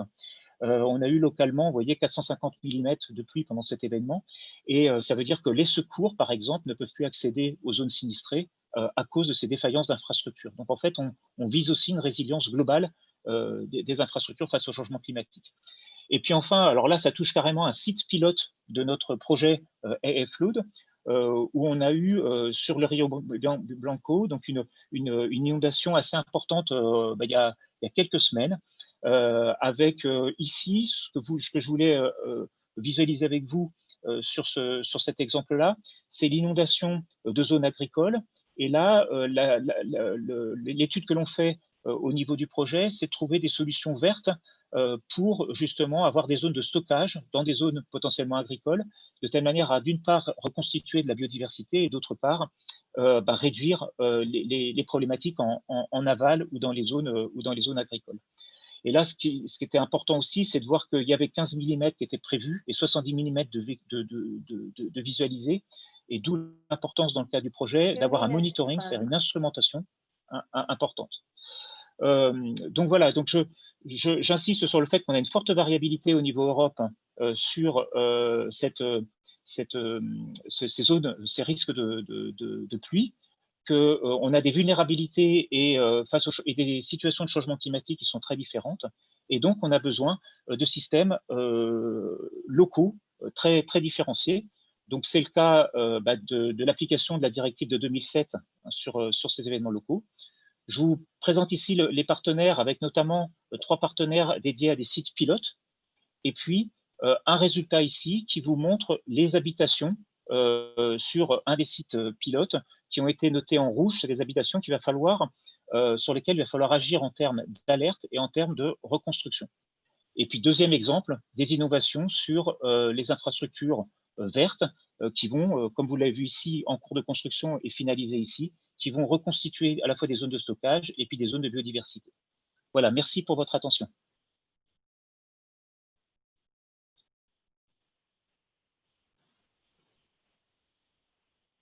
Obrigada, Franck. Para completar o nosso painel, teremos Francisco Taveira Pinto, que irá apresentar o projeto Portos. É professor catedrático da FEUP, subdiretor do Departamento de Engenharia Civil da mesma faculdade, presidente do Conselho de Administração do Instituto de Hidráulica e Recursos Hídricos da Universidade do Porto e diretor do Laboratório de Hidráulica. Foi chair da União Europeia para a Conservação Costeira e da Associação Internacional de Engenharia e de Investigação Hidroambiental. De 2016 a 2018 foi presidente da Comissão Executiva da Associação Portuguesa de Recursos Hídricos e de 2006 a 2019 foi o coordenador da Divisão de Hidráulica, Recursos Hídricos e Ambiente do Departamento de Engenharia Civil da FEUP.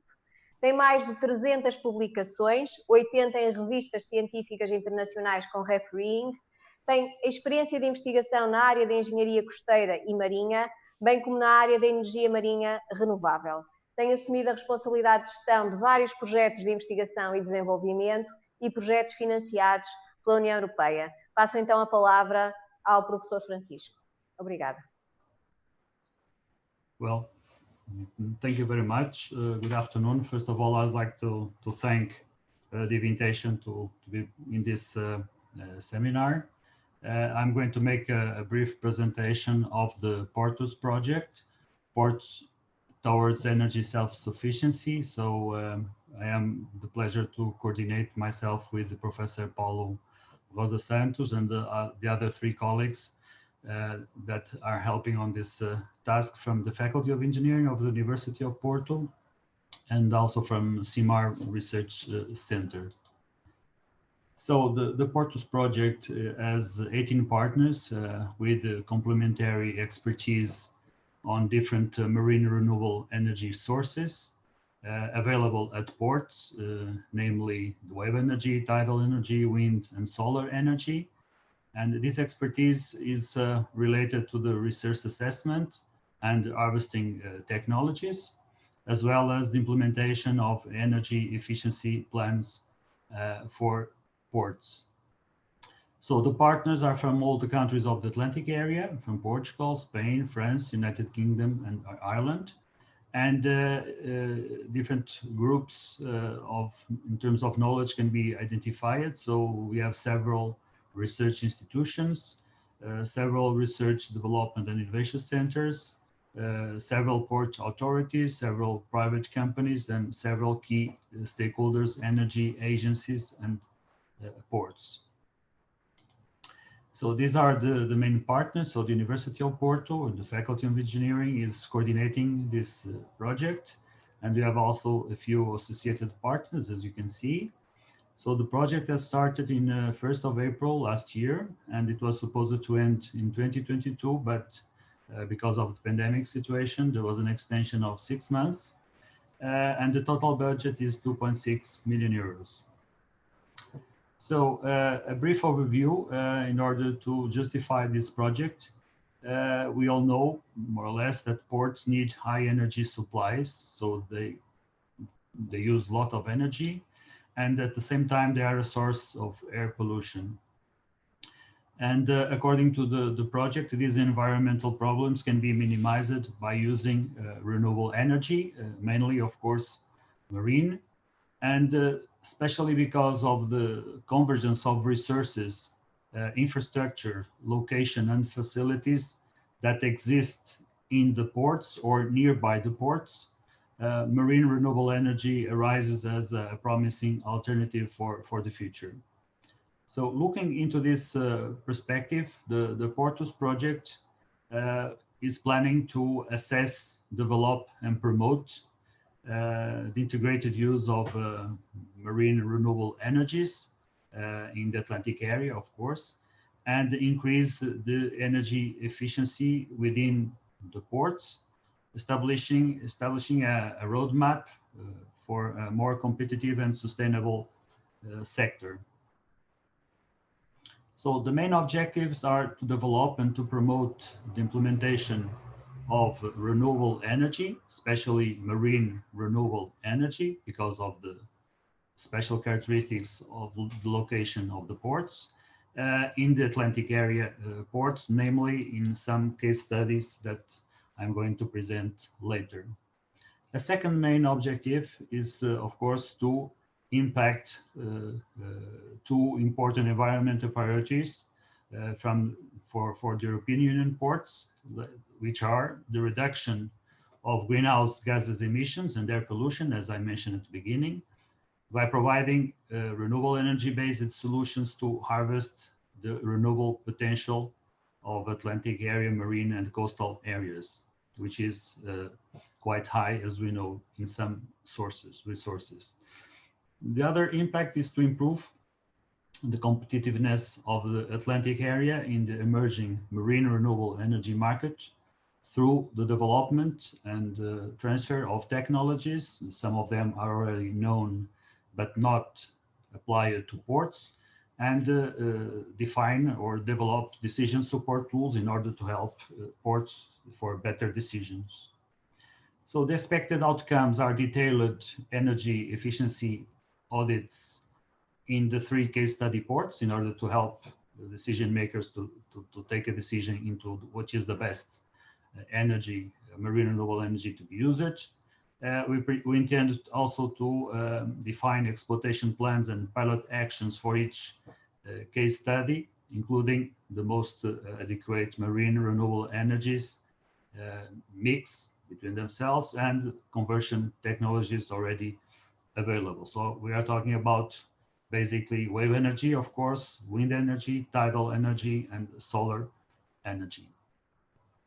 So the plan of the project is to, as expected outcomes, is to make a resource characterization for each marine renewable energy, starting with wave energy, of course. We have here some examples for the Portuguese and Spanish coast. The same in terms of tidal stream energy, here for the River Douro and for some areas in Spain. The tidal range resource characterization near ports, and finally the wind energy resource characterization in the case study ports. So the other outcomes are related to the definition of a roadmap and guidelines to reach that energy self-sufficiency, which is the main goal of the project, and to develop demonstrators of several hybrid technologies. So we want to mix different technologies to enable the exploitation of marine renewable energy resources in these 3 ports, in Leixões, in Portugal, Vigo, Spain, and Shannon Foynes in Ireland. So basically, we will try to mix more than one technology, oscillating water column, overtopping devices, and other technologies, and we'll try to optimize which is the best one for the best combination for each port. For the Portuguese case, we will try to apply that hybrid solution or that hybrid technology for the extension of the North Rebel Mount Backwater, where we'll try to implement oscillating water column and overtopping device for extracting energy. We want also to make proofs of concepts. Let's say we plan to let people to use our facilities to test their technologies, and we have also planned to have open days and open labs to involve the society with this topic of marine renewable energies. We also want to train and to organize courses in order to have know-how transference to key stakeholders and basically to the society. So this is an example of what we want to do in terms of open ports, show to the general public the potential of marine renewable energies to supply energy to port facilities. So open the ports to the society, also to open the labs to the society in general, to see what can be done inside the laboratory facilities. And this is the, let's say, the summary of the work packages planned for the project, besides the coordination and communication. 2 minutes left. Okay, we want to capitalize previous studies and all the results from the project. So we want to open our laboratories in order to let developers to test their devices and to integrate assessment of renewable resources in the 3 case study ports. And finally, we plan to make technical viability studies of the different marine renewable energies integrated in the 3 case study ports in order to achieve the best solution or the best integration for each facility, for each port facility. The last task, which is one of the most important ones, is related with the energy self-sufficiency action plan and the development of a decision support tool that can be used for can be used by each port or for other ports in the Atlantic area in order to select the best technology to be applied in their own port. So this is the general plan for the project. We are more or less in the middle, as you can see, and as I said already, there is an extension of 6 months because of the pandemic situation, and several results have already been produced, several reports that are not yet available, but if you want to see more information related with this Portus project, you can take a look in our website. Thank you very much.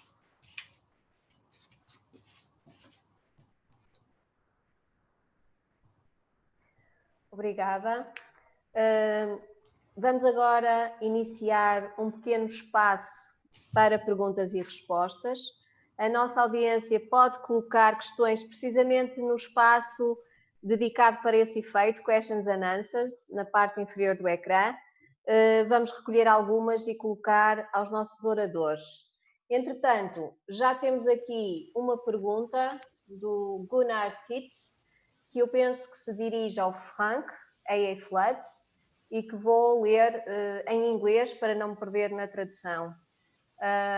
Maybe man's lifespan simply is too short to remember secular long-term variability of climatic cycles.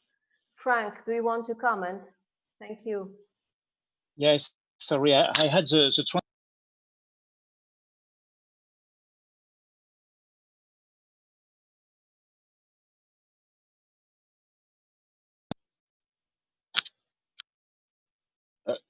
could you repeat, please, because I had the translation and so I couldn't understand what you said.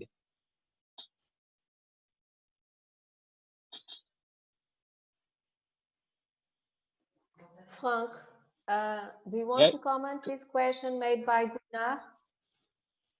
Yes, but could you? The question could you repeat the question? Is maybe man's lifespan simply is too short to remember secular long-term variability of climatic cycles. Yes, so if I understood well the question, there is a high variability in a spatial variety and a time variability, and what we do is to put sensors for measuring the rainfalls and for measuring the water level in the rivers in view to feed the models and to have a very efficient tool for giving an alert to the population and for preparing the emergency if there is a need. Because for the moment, if we use only the satellite data and climatic information, the variability is too high in view to predict something local. So for to improve the local policy, we need to monitor. That means to put sensors and to have a direct computation of the effect of what we measure on the population, and to measure in real time the resilience of the population and of the infrastructures. So that's what we do very locally.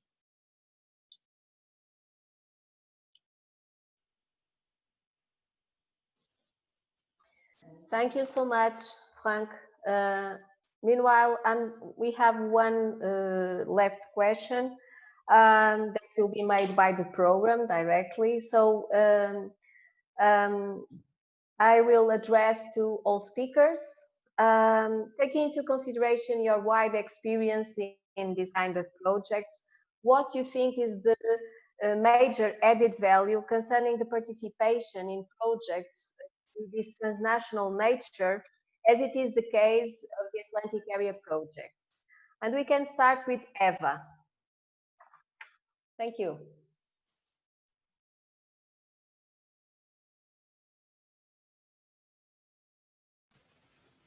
Okay, can you hear me now? Sí. Okay, in my opinion, collaborative research is always more creative and more efficient. And working in collaboration allows profiting of diverse skills, existing knowledge, and promotes interdisciplinarity, which is a plus. And in the context of the Atlantic area, I think the benefits can be even greater. Particularly, we think that we will be starting next year the United Nations Ocean Decade. It is more pertinent than ever than all countries in the Atlantic area collaborate to face that common challenge or collection of challenges. So I think that's the great value we gain from collaborating with each other. We face similar challenges, but we affront those challenges differently, and we can find manners to integrate our solutions and to be more efficient in pursuing our goals.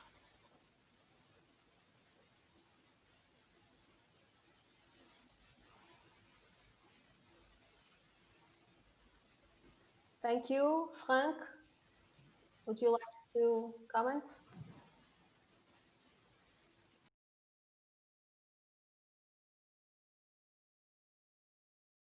You have to unmute, Frank.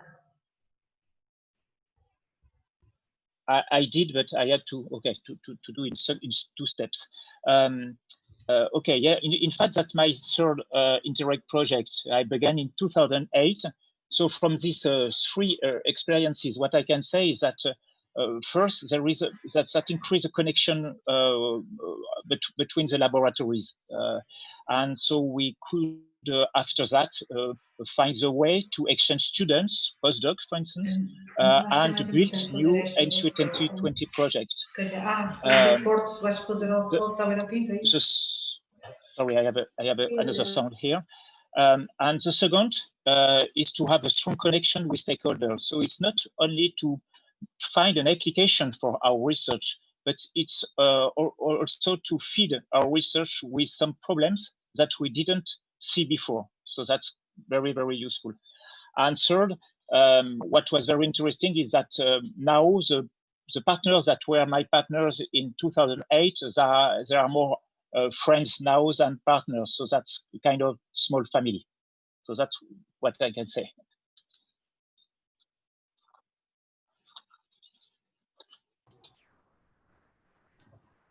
Well, answering Thank you. to... And finally, please, Francisco. Okay, so answer to your question, well, I agree with what Heba and Frank already said related with this kind of project, especially in the Atlantic area. So we know that this kind of projects are always very important to improve knowledge and of course for networking. This is always very important. In our specific case, it is let's say a very important topic in different fields. Marine and renewable energy, and it is a new topic for ports and a new area of research and study and development and application, of course. And this way, I think it is a very important way of make this networking of different partners, different perspectives. And at the same time, being a project within the Atlantic area, I think we feel that we are somehow contributing to the development of this scientific area or technical area in a very specific region that somehow can be applied elsewhere. So after the finish of this project, we hope to have a follow-up of this project and try to apply most of the results in outside the Atlantic area. So this is an added value. So the Atlantic area can be an example for other areas, and I think it's very interesting. This kind of projects, besides the normal usefulness of this kind of projects.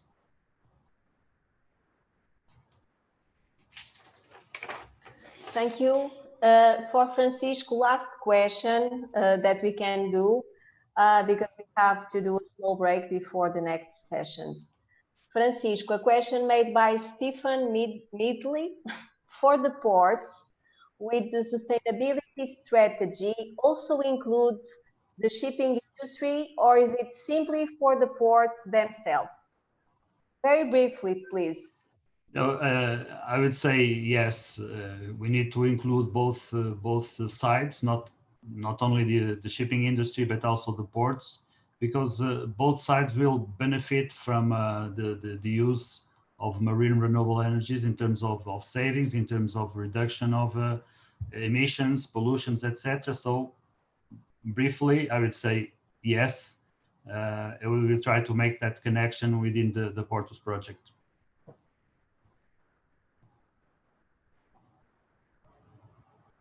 Thank you to all the speakers. Now, Carla, please.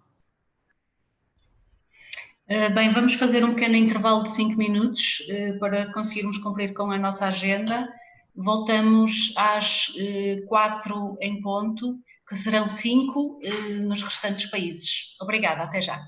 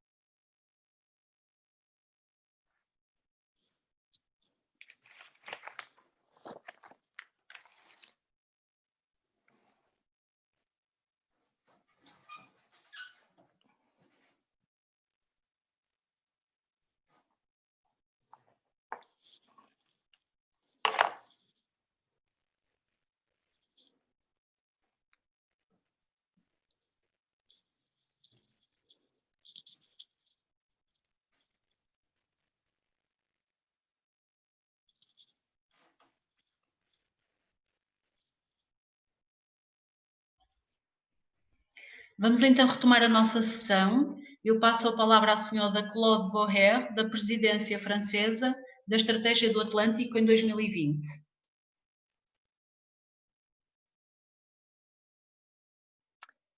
Oui, bonjour à tous. Bonjour à tous. Donc, je suis donc Claude Vorer de la... pardon. Não conseguimos ouvi-la, tem que ativar o som. Est-ce que vous m'entendez? Oui, bonjour à tous. S'il est possible de partager dès maintenant la présentation, ça sera peut-être plus facile pour moi. Merci, oui, merci beaucoup. Cette présentation et cette première planche a pour objectif de vous montrer la façon dont nous travaillons, aussi bien en France d'une façon particulière et au sein de la stratégie maritime atlantique en général.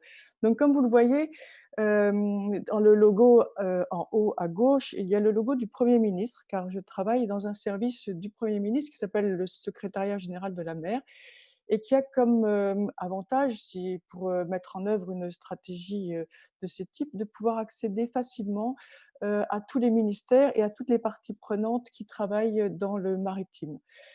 J'ai aussi indiqué le logo de la région Nouvelle-Aquitaine pour montrer, puisque nous sommes aujourd'hui dans la semaine de l'océan, pour montrer que nous avons aussi l'habitude et comme principe de travailler dans le cadre de cette stratégie maritime atlantique avec nos régions françaises et que les régions françaises font partie intégrante de la structure de gouvernance que je vais vous présenter.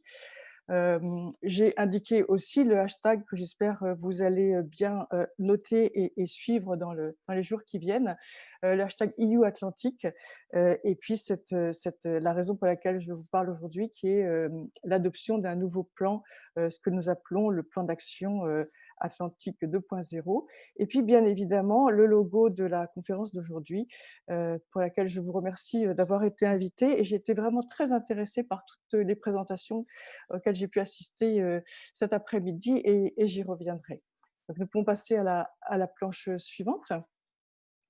La raison pour laquelle il est intéressant d'intervenir aujourd'hui, c'est qu'il s'est passé beaucoup de choses sur la stratégie maritime atlantique depuis un certain temps, mais en particulier cette année.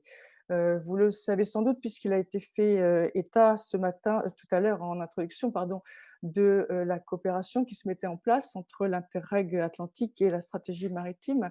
Celle-ci est adoptée depuis 2011 avec un plan d'action qui a été lui-même adopté en 2013. Mais depuis cette année et depuis juillet 2020, nous nous sommes dotés d'un nouveau plan d'action suite à une nouvelle communication de la Commission. Et c'est de ce nouveau plan d'action que je voudrais vous parler aujourd'hui.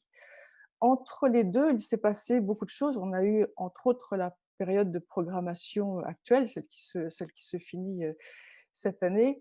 Et on a eu aussi une revue à mi-parcours qui a été faite en 2018. C'était prévu et planifié dans la communication de 2011. Et cette revue a mis en évidence le fait que dans l'Atlantique, on pouvait faire état de 1200 projets marines ou maritimes, et puis un investissement colossal de 6 millions d'euros. Alors, cette revue à mi-parcours a suscité beaucoup de réflexions, voire parfois de critiques de la part de certains États membres, et la France a élevé quelques critiques, disons-le, parce qu'on a fait quelque part une sorte d'évaluation un peu a posteriori en se disant tous les projets marines et maritimes qui ont été lancés finalement peuvent être mis sous le compte de la stratégie maritime atlantique. Nous pensons que ce n'est pas le cas et que nous allons essayer cette année et à partir dans les années suivantes, c'est-à-dire avec ce nouveau plan d'action, de ne pas faire une justification a posteriori de la stratégie atlantique, mais réellement que cette stratégie maritime atlantique soit réellement un cadre de travail et de réflexion, un cadre stratégique qui permette de fédérer tous les financements européens et régionaux et nationaux, bien évidemment. Donc, comment allons-nous fonctionner aujourd'hui dans le nouveau plan d'action atlantique? Nous avons 4 piliers que je vais vous présenter, et une dimension internationale très intéressante qui se manifeste à travers les activités de recherche. Et nous pouvons passer à la planche suivante. Voilà comment se présente le plan d'action atlantique. Nous avons 4 piliers, un qui est spécifique au port, un autre qui est spécifique à tout ce qui est connaissance bleue et la littératie de l'océan. Nous avons un pilier sur les énergies marines renouvelables et un pilier sur les océans résilients, tout ce qui est pollution et bon état des côtes. Alors, ces piliers sont ensuite divisés sont ensuite explicités sous forme d'objectifs que je vous laisse lire. C'est pas la peine que je les lise tous.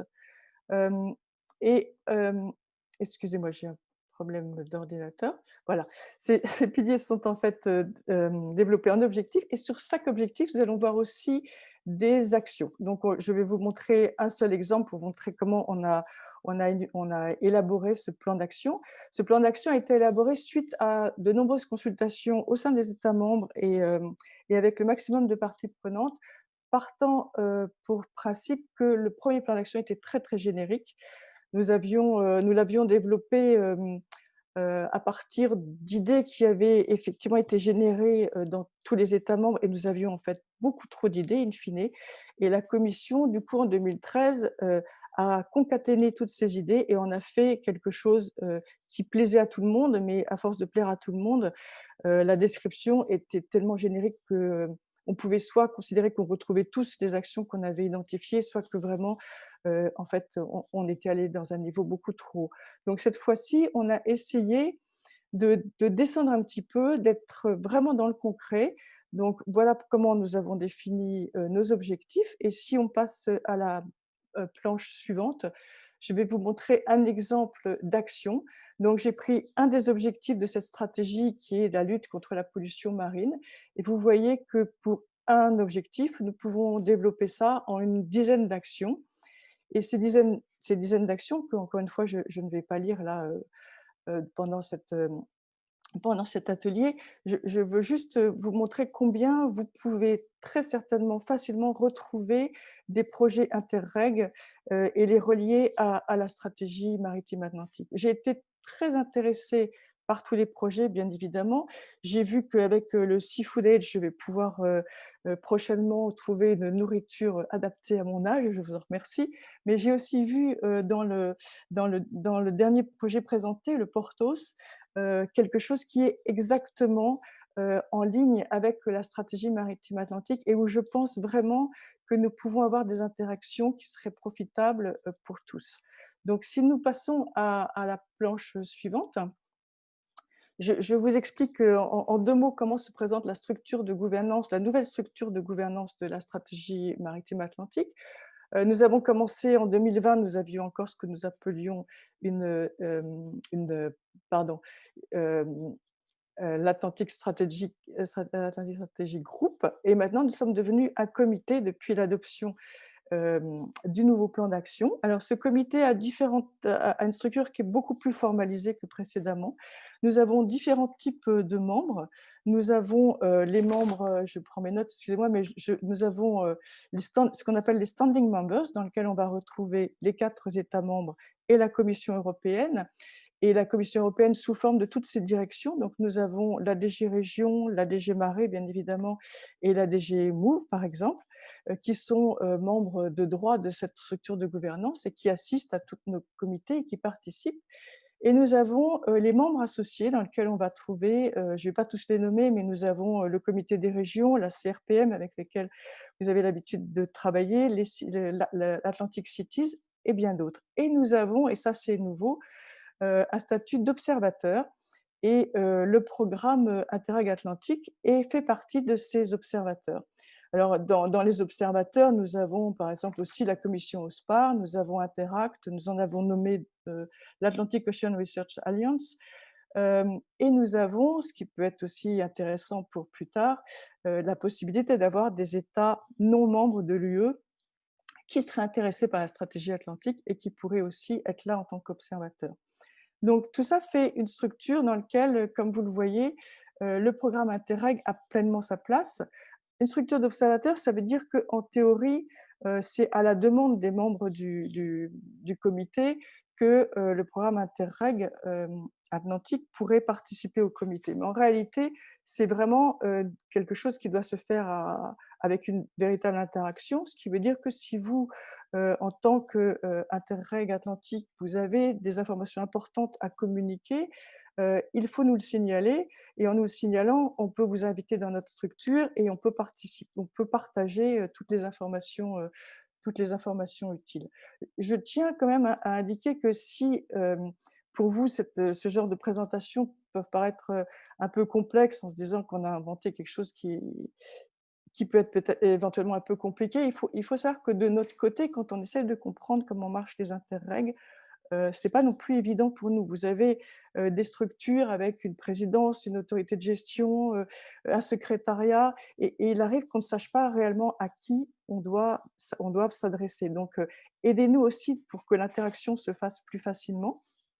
Ça peut être intéressant justement que vous n'hésitiez pas vraiment à nous saisir, à nous indiquer quand vous avez des informations à partager, sachant que depuis quelque temps, et vraiment je vous remercie, les présidences tournantes de la stratégie maritime atlantique sont invitées à participer à un certain nombre de vos activités, et je pense que c'est vraiment très utile pour nous en tout cas. Donc, je reviens sur ces quatre piliers dans lesquels j'ai indiqué le nom, j'ai indiqué quatre adresses email, car depuis peu, depuis d'ailleurs très peu, ça fait 15 jours en fait, nous avons nommé les coordinateurs de piliers. Donc, je les ai indiqués là, même s'ils sont difficiles à lire, parce que avec la présentation, vous pourrez les conserver, et vous pouvez, et surtout, n'hésitez pas à les contacter directement. Et je dis ça particulièrement à Monsieur Pinto, dont j'ai beaucoup apprécié la présentation pour son projet Portos. Je pense qu'il aurait vraiment sa place à travailler et à aider les coordinateurs de piliers, puisque nous avons associé à chaque coordinateur de pilier une task force. La task force, c'est composé de toutes les forces vives, on va dire, qui ont des idées, envie de travailler, envie de se joindre à nous et envie de partager la mise en œuvre de la stratégie atlantique. Donc ensuite, chaque coordinateur de pilier travaillera comme il l'entend et avec l'équipe qu'il voudra et avec le nombre qu'il voudra. Mais si vous sentez que vous avez un intérêt à rejoindre une des task force d'un de ces piliers, surtout, n'hésitez pas à le faire et n'hésitez pas à écrire à l'un de ces coordinateurs de piliers dont vous avez maintenant les noms sur l'écran. Alors, cette structure de gouvernance, une fois qu'on a énuméré le comité, les piliers et les coordinateurs, et bien évidemment, nous avons au niveau opérationnel les financements qui vont avec. Et dans les financements, heureusement, vous n'êtes pas tout seul. Il y a le FEAMP, il y a les projets Horizon, il y a tous les financements européens que vous pouvez imaginer, et bien d'autres, car nous comptons aussi sur les financements privés. Et puis, il y a quelque chose qui est peut-être inhabituel, qui est le mécanisme d'assistance. Et là, de la même façon, c'est nouveau, puisque le mécanisme d'assistance a pu nommer ce que nous appelons, nous, un coordinateur national depuis une semaine. Donc, ces coordinateurs nationaux sont ceux qui sont chargés de nous aider, nous, États membres, à faire le lien avec le côté politique et le côté opérationnel, et en particulier le lien avec vous, le lien avec les porteurs de projets. Donc, n'hésitez pas là aussi à les contacter. Je vais vous donner leurs références prochainement. Et puis, avant de passer à la planche suivante, juste pour vous rappeler que demain, nous avons cette conférence annuelle des parties prenantes. C'est une conférence qui a vraiment pour objectif de bien montrer l'intérêt de cette stratégie par rapport à la mise en relation de tout ce qui se passe au niveau de l'Atlantique et de tous les projets qui peuvent voir le jour. Il y a pendant cette conférence, il y a une remise de prix pour des projets que nous avons sélectionnés car correspondant au mieux à la mise en œuvre de notre stratégie, et sans dévoiler les résultats de demain puisque je n'y suis pas autorisée, je peux vous dire qu'un projet Interreg a été nommé dans l'un des 5 gagnants de des awards que nous allons remettre demain. Voilà. Sinon, nous pouvons passer à la planche suivante. La planche suivante qui n'est pas à lire en direct, mais qui vraiment pour vous rappeler que vous êtes vraiment bienvenus pour vous manifester au niveau des task force que nous venons de créer, de manière à pouvoir travailler avec nos coordinateurs de piliers. L'idée toujours étant de ce que les projets, quels qu'ils soient, Interreg ou autres, ne soient pas juste un projet qui soit un peu hors sol dans son coin, mais que vraiment ce projet soit relié à d'autres projets, voire qu'on puisse lui donner des suites lorsque une suite peut être donnée d'un point de vue plus industriel, opérationnel ou autre. Donc, on est vraiment, la stratégie est vraiment là pour ça. Donc, vous aurez ici les noms des 4 hubs nationaux qui sont là pour être contactés, mis en action autant que vous le voulez, autant que vous le pouvez. Et comme vous le voyez, il y a un coordinateur par pays. En France, il y a une particularité, nous avons un binôme puisque nous avons vraiment souhaité que le pôle Mer-Bretagne, c'est-à-dire le côté opérationnel et industriel, soit bien impliqué dans la mise en œuvre de la stratégie. Et si nous passons à la planche suivante, juste pour montrer vers où nous allons et ce que nous voulons faire. Donc, bien évidemment, c'est la volonté de tout le monde, mais la nouvelle programmation va nous y aider et la stratégie en structure de cadre peut vraiment nous y aider, aligner tout ce qui est financement européen avec les priorités de la stratégie maritime atlantique, rappeler l'importance de la coopération internationale et grâce au pilier recherche, nous avons cette vision vers l'international.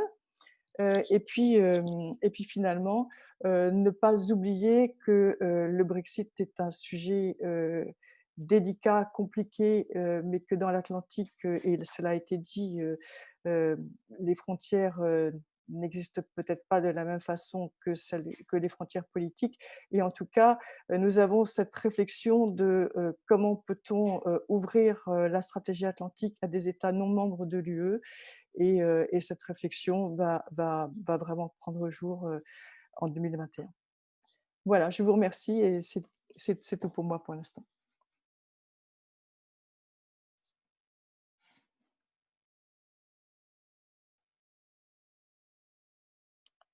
Alors, normalement, je devrais passer... Passo agora a palavra à representante da DG Régio da Comissão Europeia.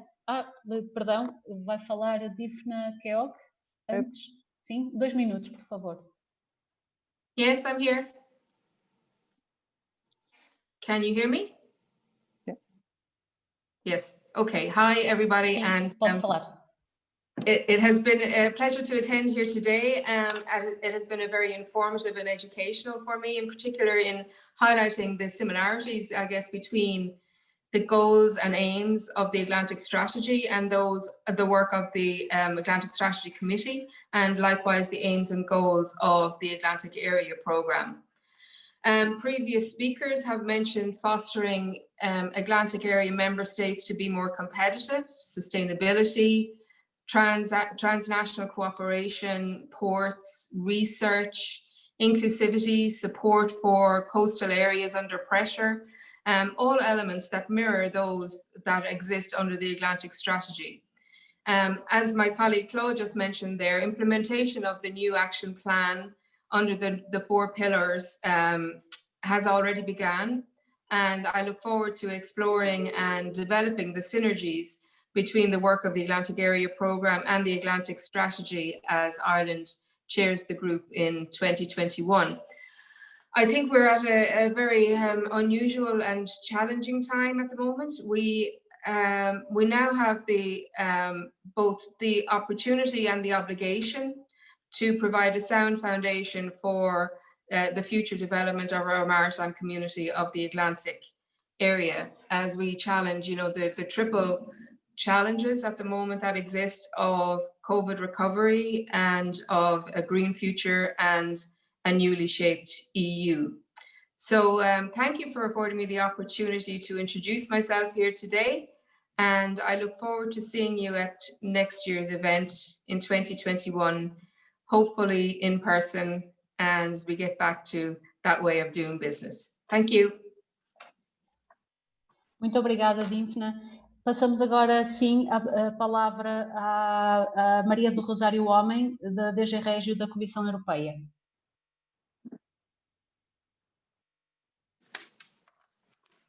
Good afternoon to everyone.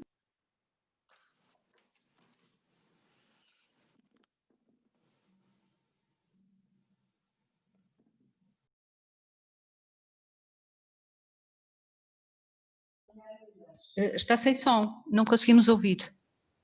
Do you hear me now? Sim, agora sim. Okay, so I will do my presentation, which is not an easy one after all an afternoon with presentations. Do a last one and speak about regulation is not really a very easy task, but I'll try to do my best. So to speak about the Interreg, we have to start to frame it in a broader context, which is the cohesion policy. So we know that the cohesion policy has been in the far front of the European response to coronavirus crisis.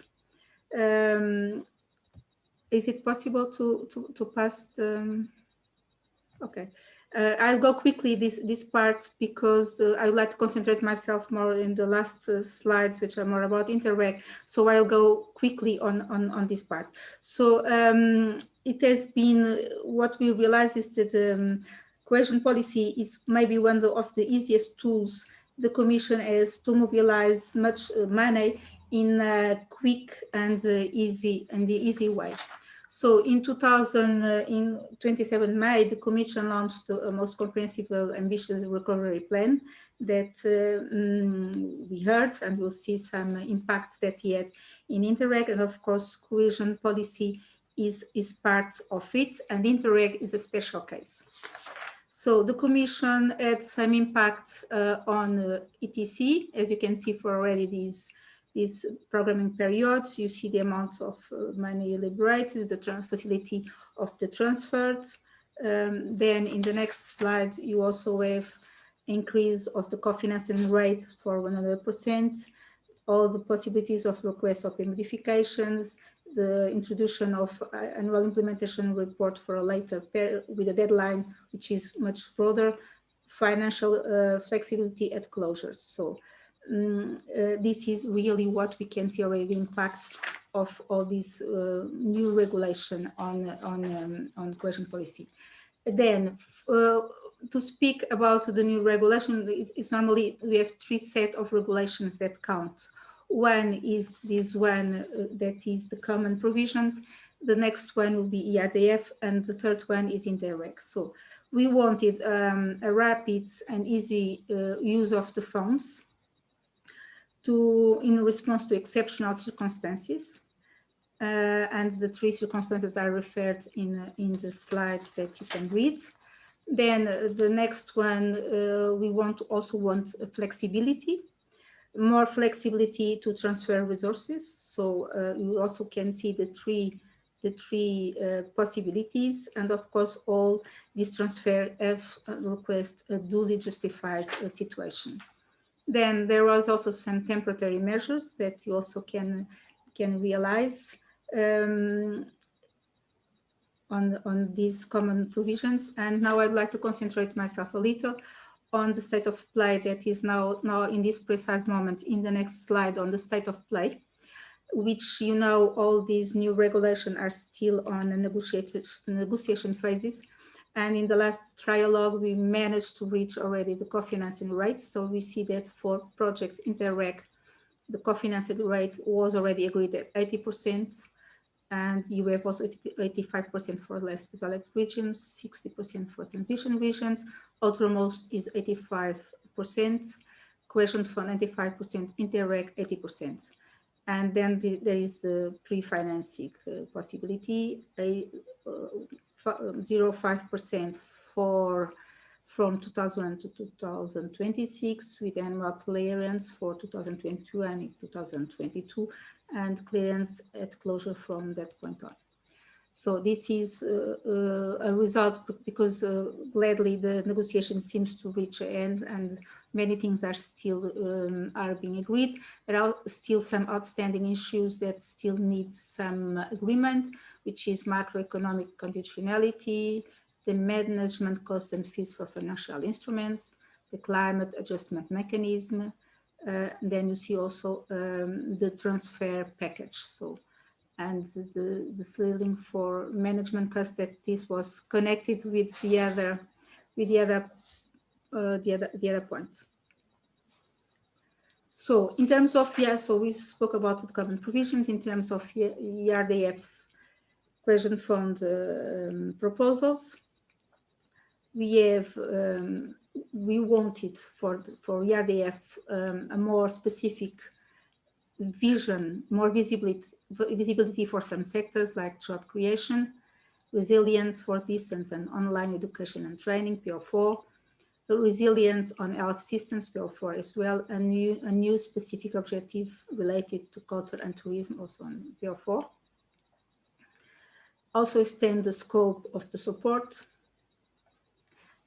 And on this topic, still some temporary measures that come in the next temporary measures in exceptional cases in the context of the SGP.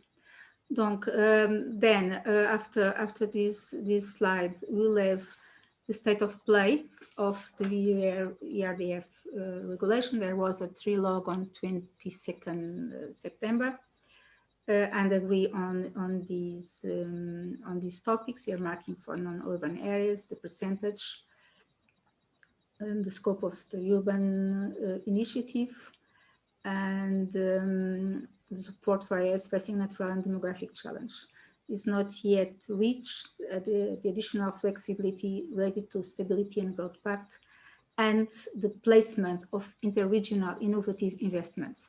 And why? Because it's still a discussion if these interregional innovative investments should stay in the ERDF fund in itself for the mainstream, or should be only for Interreg programs as a priority for Interreg programs. This is not yet decided. Then the next trialogue. Sorry, it's October, it's not November. There is a mistake. It's not 28th of November, 20th of October. It was agreed on the Article 2, the scope economic inclusion integration specific objective, the scope of support for productive investments, then some exclusions of activities that cannot be co-financed. And there are still these main open issues, the transfer of broadband to PO1, transfer of sustainable urban mobility to PO2, fossil fuel related exclusion. So the next trilogue will be 25th November, and we hope that these subjects will be nailed down. So now I'll concentrate a little more in what matters more for us, which is Interreg. So we start with implications for 2014-2020 already. We had with the recovery plan, no money is recovery for as if. All expenditure related to coronavirus are eligible, and there was simplified and accelerated provisions for reprogramming. Although there were no additional funds for Interreg in this period, and we could ask why, because we know, and you can see on this conference, this event this afternoon, how much Interreg matters. It's clear we build up cooperation, and this is very important.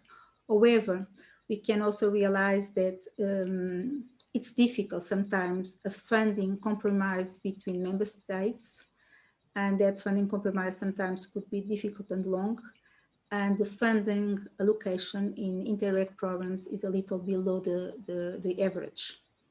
And also a third point is that normally in the Interreg programs we don't have large size projects as we have in the mainstream, and therefore in mainstream is necessary to have more money for those projects. So on a political framework, what we have for Interreg for 2021-2027, we know less budget. It's clear, it seems to be clear, a need for concentration. And for that reason, the Commission delivered the orientation papers, that in the end, the aim of these orientation papers is not to replace the member states on their eventual choices, but for us to give what the Commission thinks could be the best to be done with the programs, the vision, the geography, the scope, the policy objectives, and what we could do better in comparison to previous years, and also to avoid overlappings. Some of the Commission orientation papers were done already some time ago. The things evolved, there were changes, the geography for some projects is not yet clear.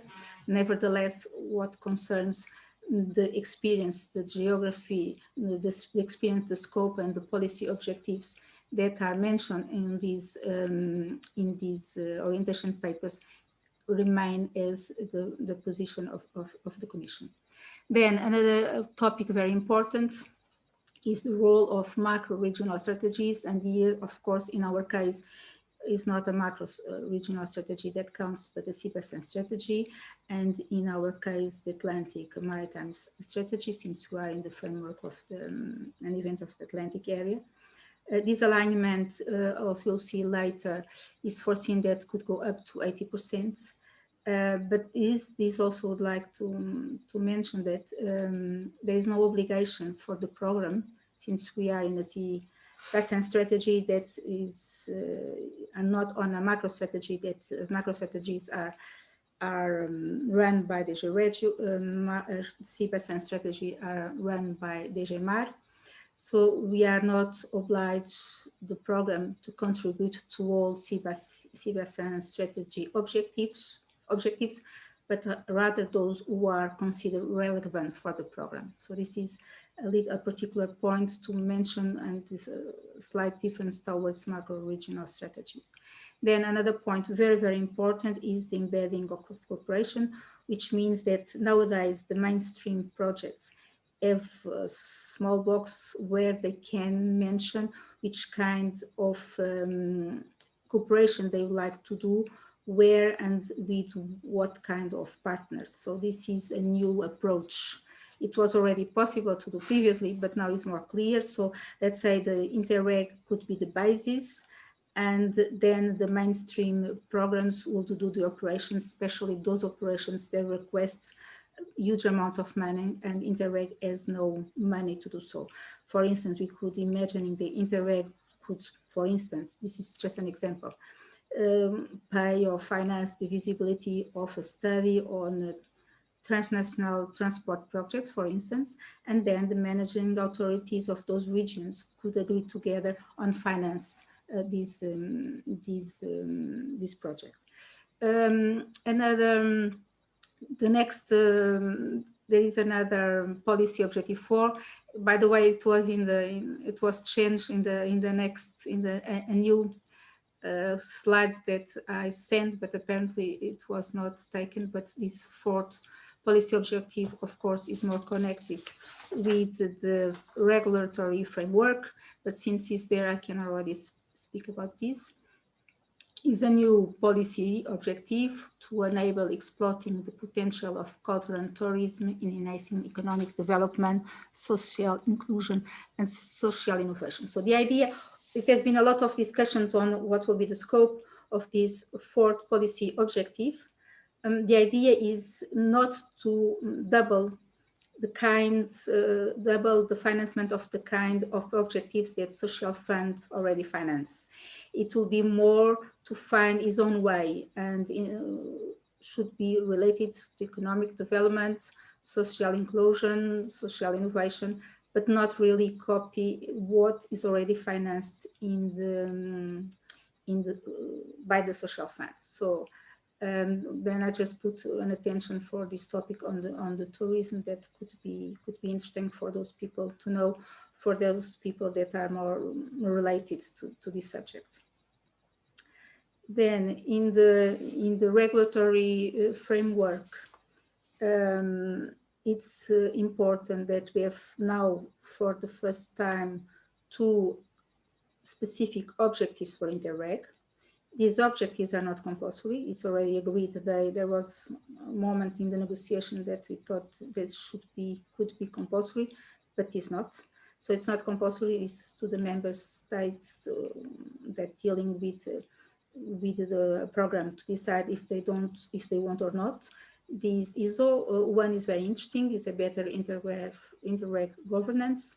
So Interreg is a lot about building bridges between administrations, and this is really a subject that is very important. And the other as well, safer and more secure Europe, that concerns also the borders of the European countries. And of course, this is the policy objective number 4 that I just mentioned before.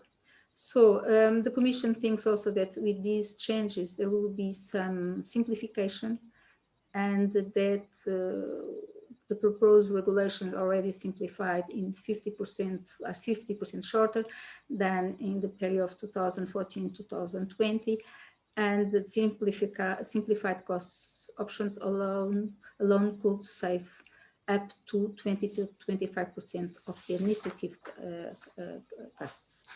The next slide. Now we had a trialogue on the 28th of October. So they agreed already on these topics that you are seeing: the financing, the thematic concentration. That is really a point very important for Interreg. So the thematic concentration, at least 50% is to mention that we've done in 3 policy objectives, and one of them must be PO2. For cross-border, at internal level, so not IPA and external borders, should be that thematic concentration should be for PO2 and PO4. So PO4 is not an imposition for the transnational programs, just for cross-border, but we have to have 60% in 3 policy objectives, and one must PO2. So let's say that PO2 is really the core business for Interreg programs. Then the Article 15.2 refers to the specific objectives of Interreg that we just mentioned, that you just mentioned before, and the option here, it's agreed they will be. It's already agreed they will not be compulsory, but there is still the definition of the sailing to be that will leave the possibility to co-finance. That is not yet clear.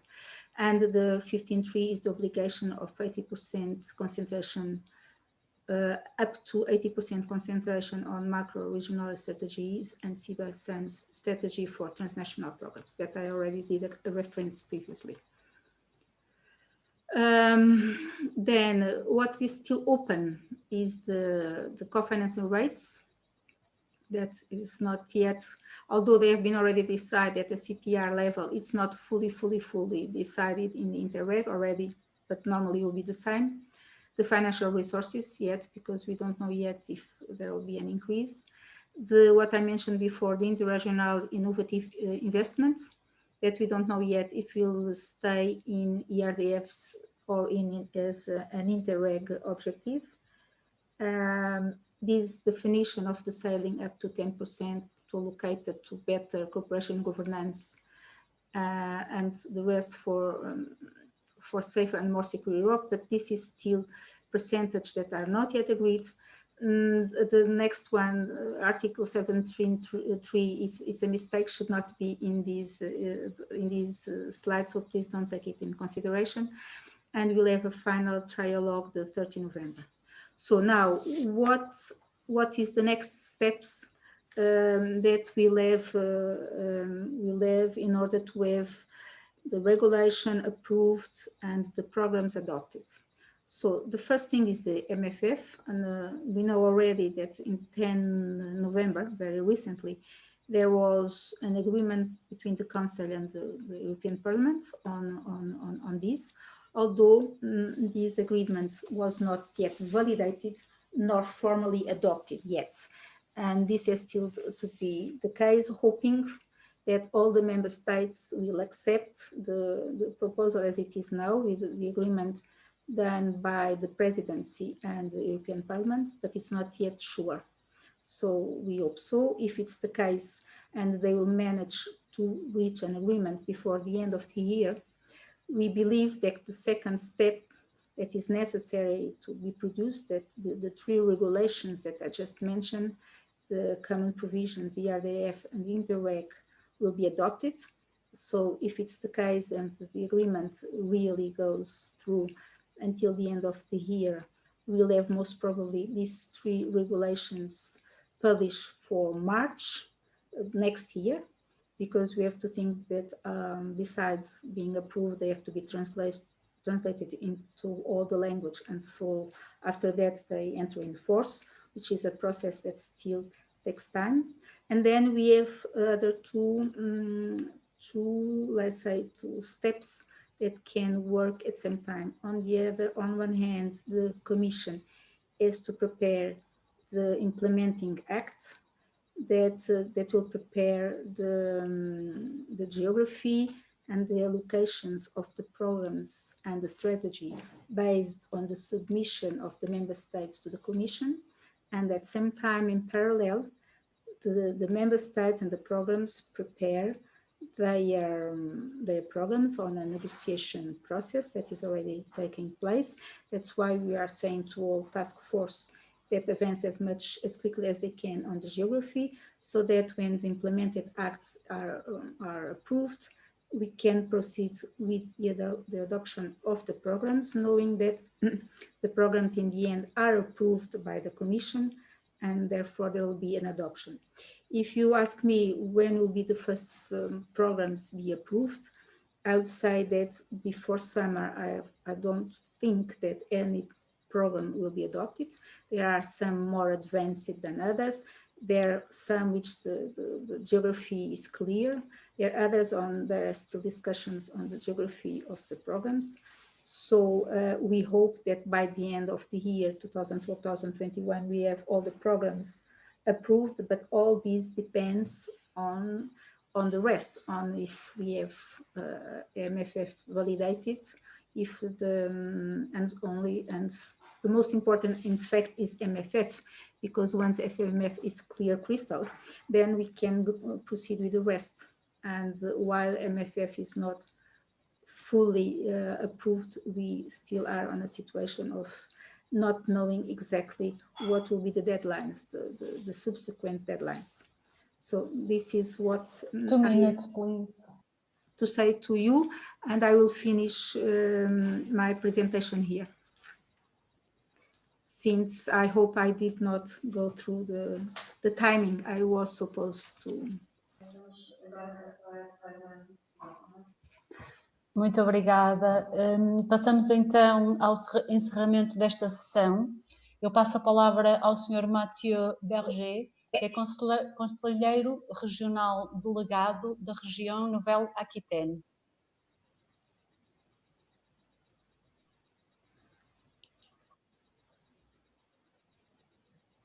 Sr. Mathieu Berger.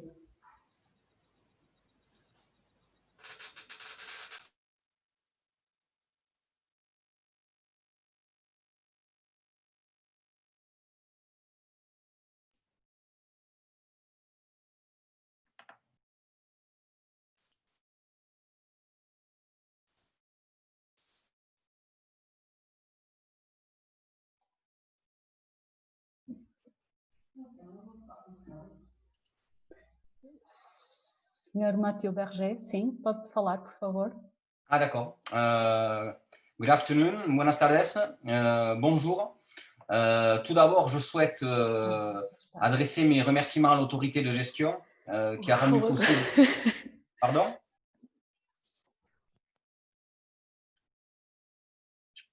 Je peux continuer? Oui, oui. D'accord. Merci. Je voulais tout d'abord adresser mes remerciements à l'autorité de gestion qui a rendu possible l'organisation de cette réunion virtuelle. Comme vous le saviez, nous avions prévu d'organiser cette semaine de l'océan à l'hôtel de région de Bordeaux, mais les conditions sanitaires et je dirais la deuxième vague du Covid ne nous ont pas permis de vous recevoir physiquement.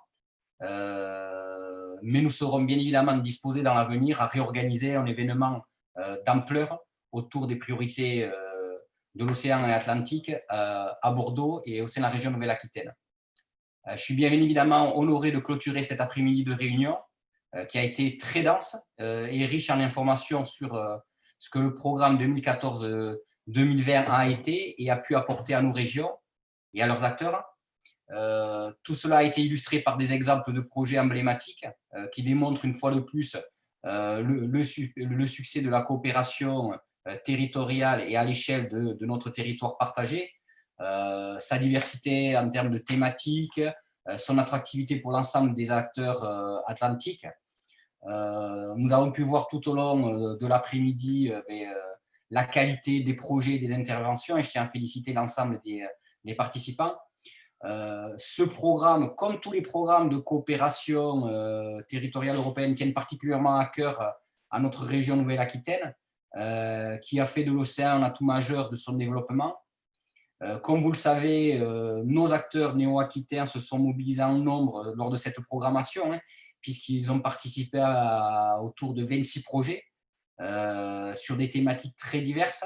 Évidemment, on retrouve, je dirais, des grands enjeux comme les énergies renouvelables, l'adaptation au changement climatique, l'innovation et la compétitivité, la prévention et la gestion des risques, la pêche et l'aquaculture, ou encore la culture et le tourisme. Je pense au projet Blue Gift, avec notamment un partenaire néo-aquitaine, Énergie de la Lune, qui permet aux entreprises de l'arc atlantique de réaliser des tests en milieu réel en lien avec les énergies marines renouvelables. Et qui permet de faire progresser la pertinence économique de ces dernières, puisqu'on sait tous que l'enjeu de la maturité des technologies est particulièrement important. Nous avons également un cadre particulier en termes de coopération territoriale qui est celui de notre euro-région Nouvelle-Aquitaine, Euskadi-Navarre, qui a été associé à ce projet et qui, dans son plan stratégique, a bien évidemment un volet maritime qui nous permet de financer de nombreux projets et de développer des coopérations. Nos acteurs de tous ordres, institutionnels, privés, universitaires, villes, communautés, agglomérations, métropoles, départements, sont intégrés et engagés dans ces projets Interreg Espace Atlantique. Cela montre vraiment l'intérêt de notre territoire pour la spécificité de cette coopération. Et c'est pour ça que dans le contexte de la future programmation, nous tenons une fois de plus à apporter notre soutien à toutes les démarches qui permettraient de renforcer ce territoire. Il est évident que tous ces projets renforcent également la visibilité, la communication et la sensibilisation qui devront toujours être renforcées au cours de la prochaine programmation si on souhaite toujours davantage rapprocher les citoyens. Et nous pensons en région Nouvelle-Aquitaine que la coopération territoriale y participe de manière extrêmement active, notamment au moment où nous avons pu vivre d'une manière un peu brutale la fermeture des frontières par les États au moment de la crise Covid. Concernant la période 2021-2027, et bien évidemment en lien avec les interventions précédentes, et notamment sur la stratégie maritime atlantique, il est évident que la construction de ce nouveau programme devra être liée à cette stratégie maritime atlantique. Il est évident que Interreg Espace Atlantique devra en être un des principaux outils de financement. Les discussions de cet après-midi et la présentation de l'État français abondent dans ce sens et nous y inscrivons pleinement de notre part. J'en profite ici pour vous rappeler que la semaine de l'océan se clôturera demain par la tenue de la conférence des parties prenantes de la stratégie maritime atlantique, à laquelle évidemment je vous invite fortement à participer. Enfin, et pour conclure, il ne faut pas oublier, ça vient d'être rappelé dans la dernière intervention, qu'avec la sortie du Royaume-Uni, il faut s'attendre à une diminution de l'enveloppe allouée à ces programmes de coopération territoriale et à notre programme particulier. Diminution clairement que nous déplorons fortement parce que selon nous, justement, l'Union européenne elle se construit entre les régions, sur les frontières et sur ces espaces transfrontaliers, mais également transnationaux. Et pour répondre justement aux enjeux sanitaires, environnementaux, économiques et énergétiques de l'Atlantique, nous allons alors devoir redoubler d'efforts. Nous avons compris les appels à la concentration et nous y répondrons de manière extrêmement efficace. Une fois de plus, nous croyons à la politique de cohésion et en son outil qui est la coopération territoriale européenne. Donc vous pouvez compter sur la région Nouvelle-Aquitaine dans la future programmation pour amener une fois de plus sa pierre à l'édifice. Je vous remercie.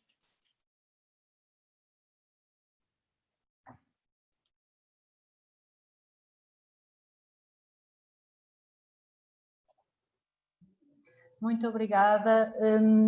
Para terminar, passo então a palavra à Senhora Secretária de Estado da Valorização do Interior, Isabel Ferreira.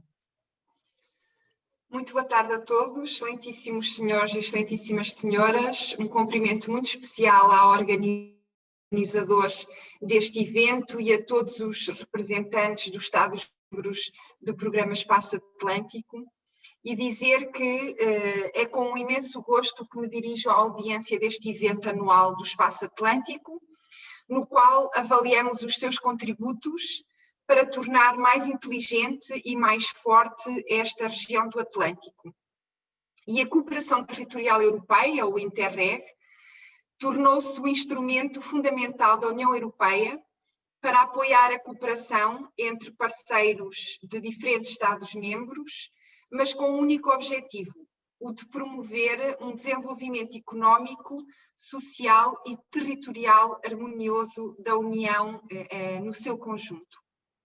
O Interreg procura o reforço em articulação com as prioridades estratégicas da política de coesão europeia, da execução de ações de desenvolvimento conjuntas e intercâmbios entre os agentes nacionais, regionais e locais de diferentes Estados-membros e também de países terceiros da União Europeia.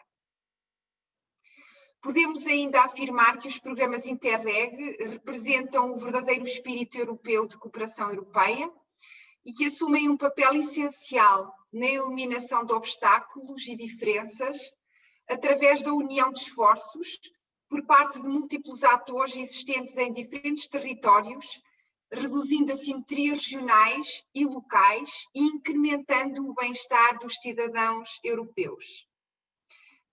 Este ano, o Interreg celebra o seu 30º aniversário e o evento anual do Espaço Atlântico, a que assistimos hoje, durante a tarde, é mais um momento de reflexão sobre a importância dos instrumentos da política de coesão da União Europeia. Também o Espaço Atlântico já apresenta uma longa experiência acumulada ao longo de 4 gerações de programação de fundos estruturais europeus, estando agora no seu 5º quadro financeiro. Este evento anual do Espaço Atlântico permitiu assinalar e celebrar o valioso contributo deste programa para o desenvolvimento de toda a área atlântica, nomeadamente para a preservação do seu património marítimo e ambiental e para a promoção da coesão entre as suas regiões através de medidas de desenvolvimento sustentável. Em particular, no âmbito do Espaço Atlântico, enquanto instrumento de política de cooperação, foi possível o financiamento de inúmeros projetos em 4 domínios essenciais para o desenvolvimento dos territórios do Atlântico. Estou a falar de inovação e competitividade, de eficiência de recursos, de riscos territoriais e de valorização do património natural e cultural, criando parcerias que procuram soluções para, como já mencionado, responder a desafios conjuntos e assim melhorar a qualidade de vida dos seus cidadãos. Os resultados positivos de todos estes projetos, alguns dos quais aqui apresentados, têm um impacto significativo na definição de políticas europeias, bem como na tomada de decisão dos agentes políticos. O novo acordo para uma Europa mais verde, o conhecido European Green Deal, promovido pela Comissão Europeia, acaba também por ser um exemplo disso mesmo. A Europa pretende ser líder mundial no domínio do desenvolvimento sustentável e chegar à neutralidade carbónica em 2050, com uma economia verde a funcionar em pleno. O plano de ação para a implementação deste acordo convida o setor privado, os investigadores, os organismos públicos nacionais, regionais e outros atores a conceber projetos que atuem em múltiplas dimensões, tais como as alterações climáticas, a eficiência energética as energias renováveis, a mobilidade sustentável, mas também a economia circular e os sistemas alimentares sustentáveis. Assim, o espaço atlântico desempenha um papel relevantíssimo e tem uma responsabilidade acrescida ao investir em parcerias que desenvolvem as suas ações, precisamente nestas áreas de intervenção temática, como se constatou com os contributos que foram apresentados durante esta tarde.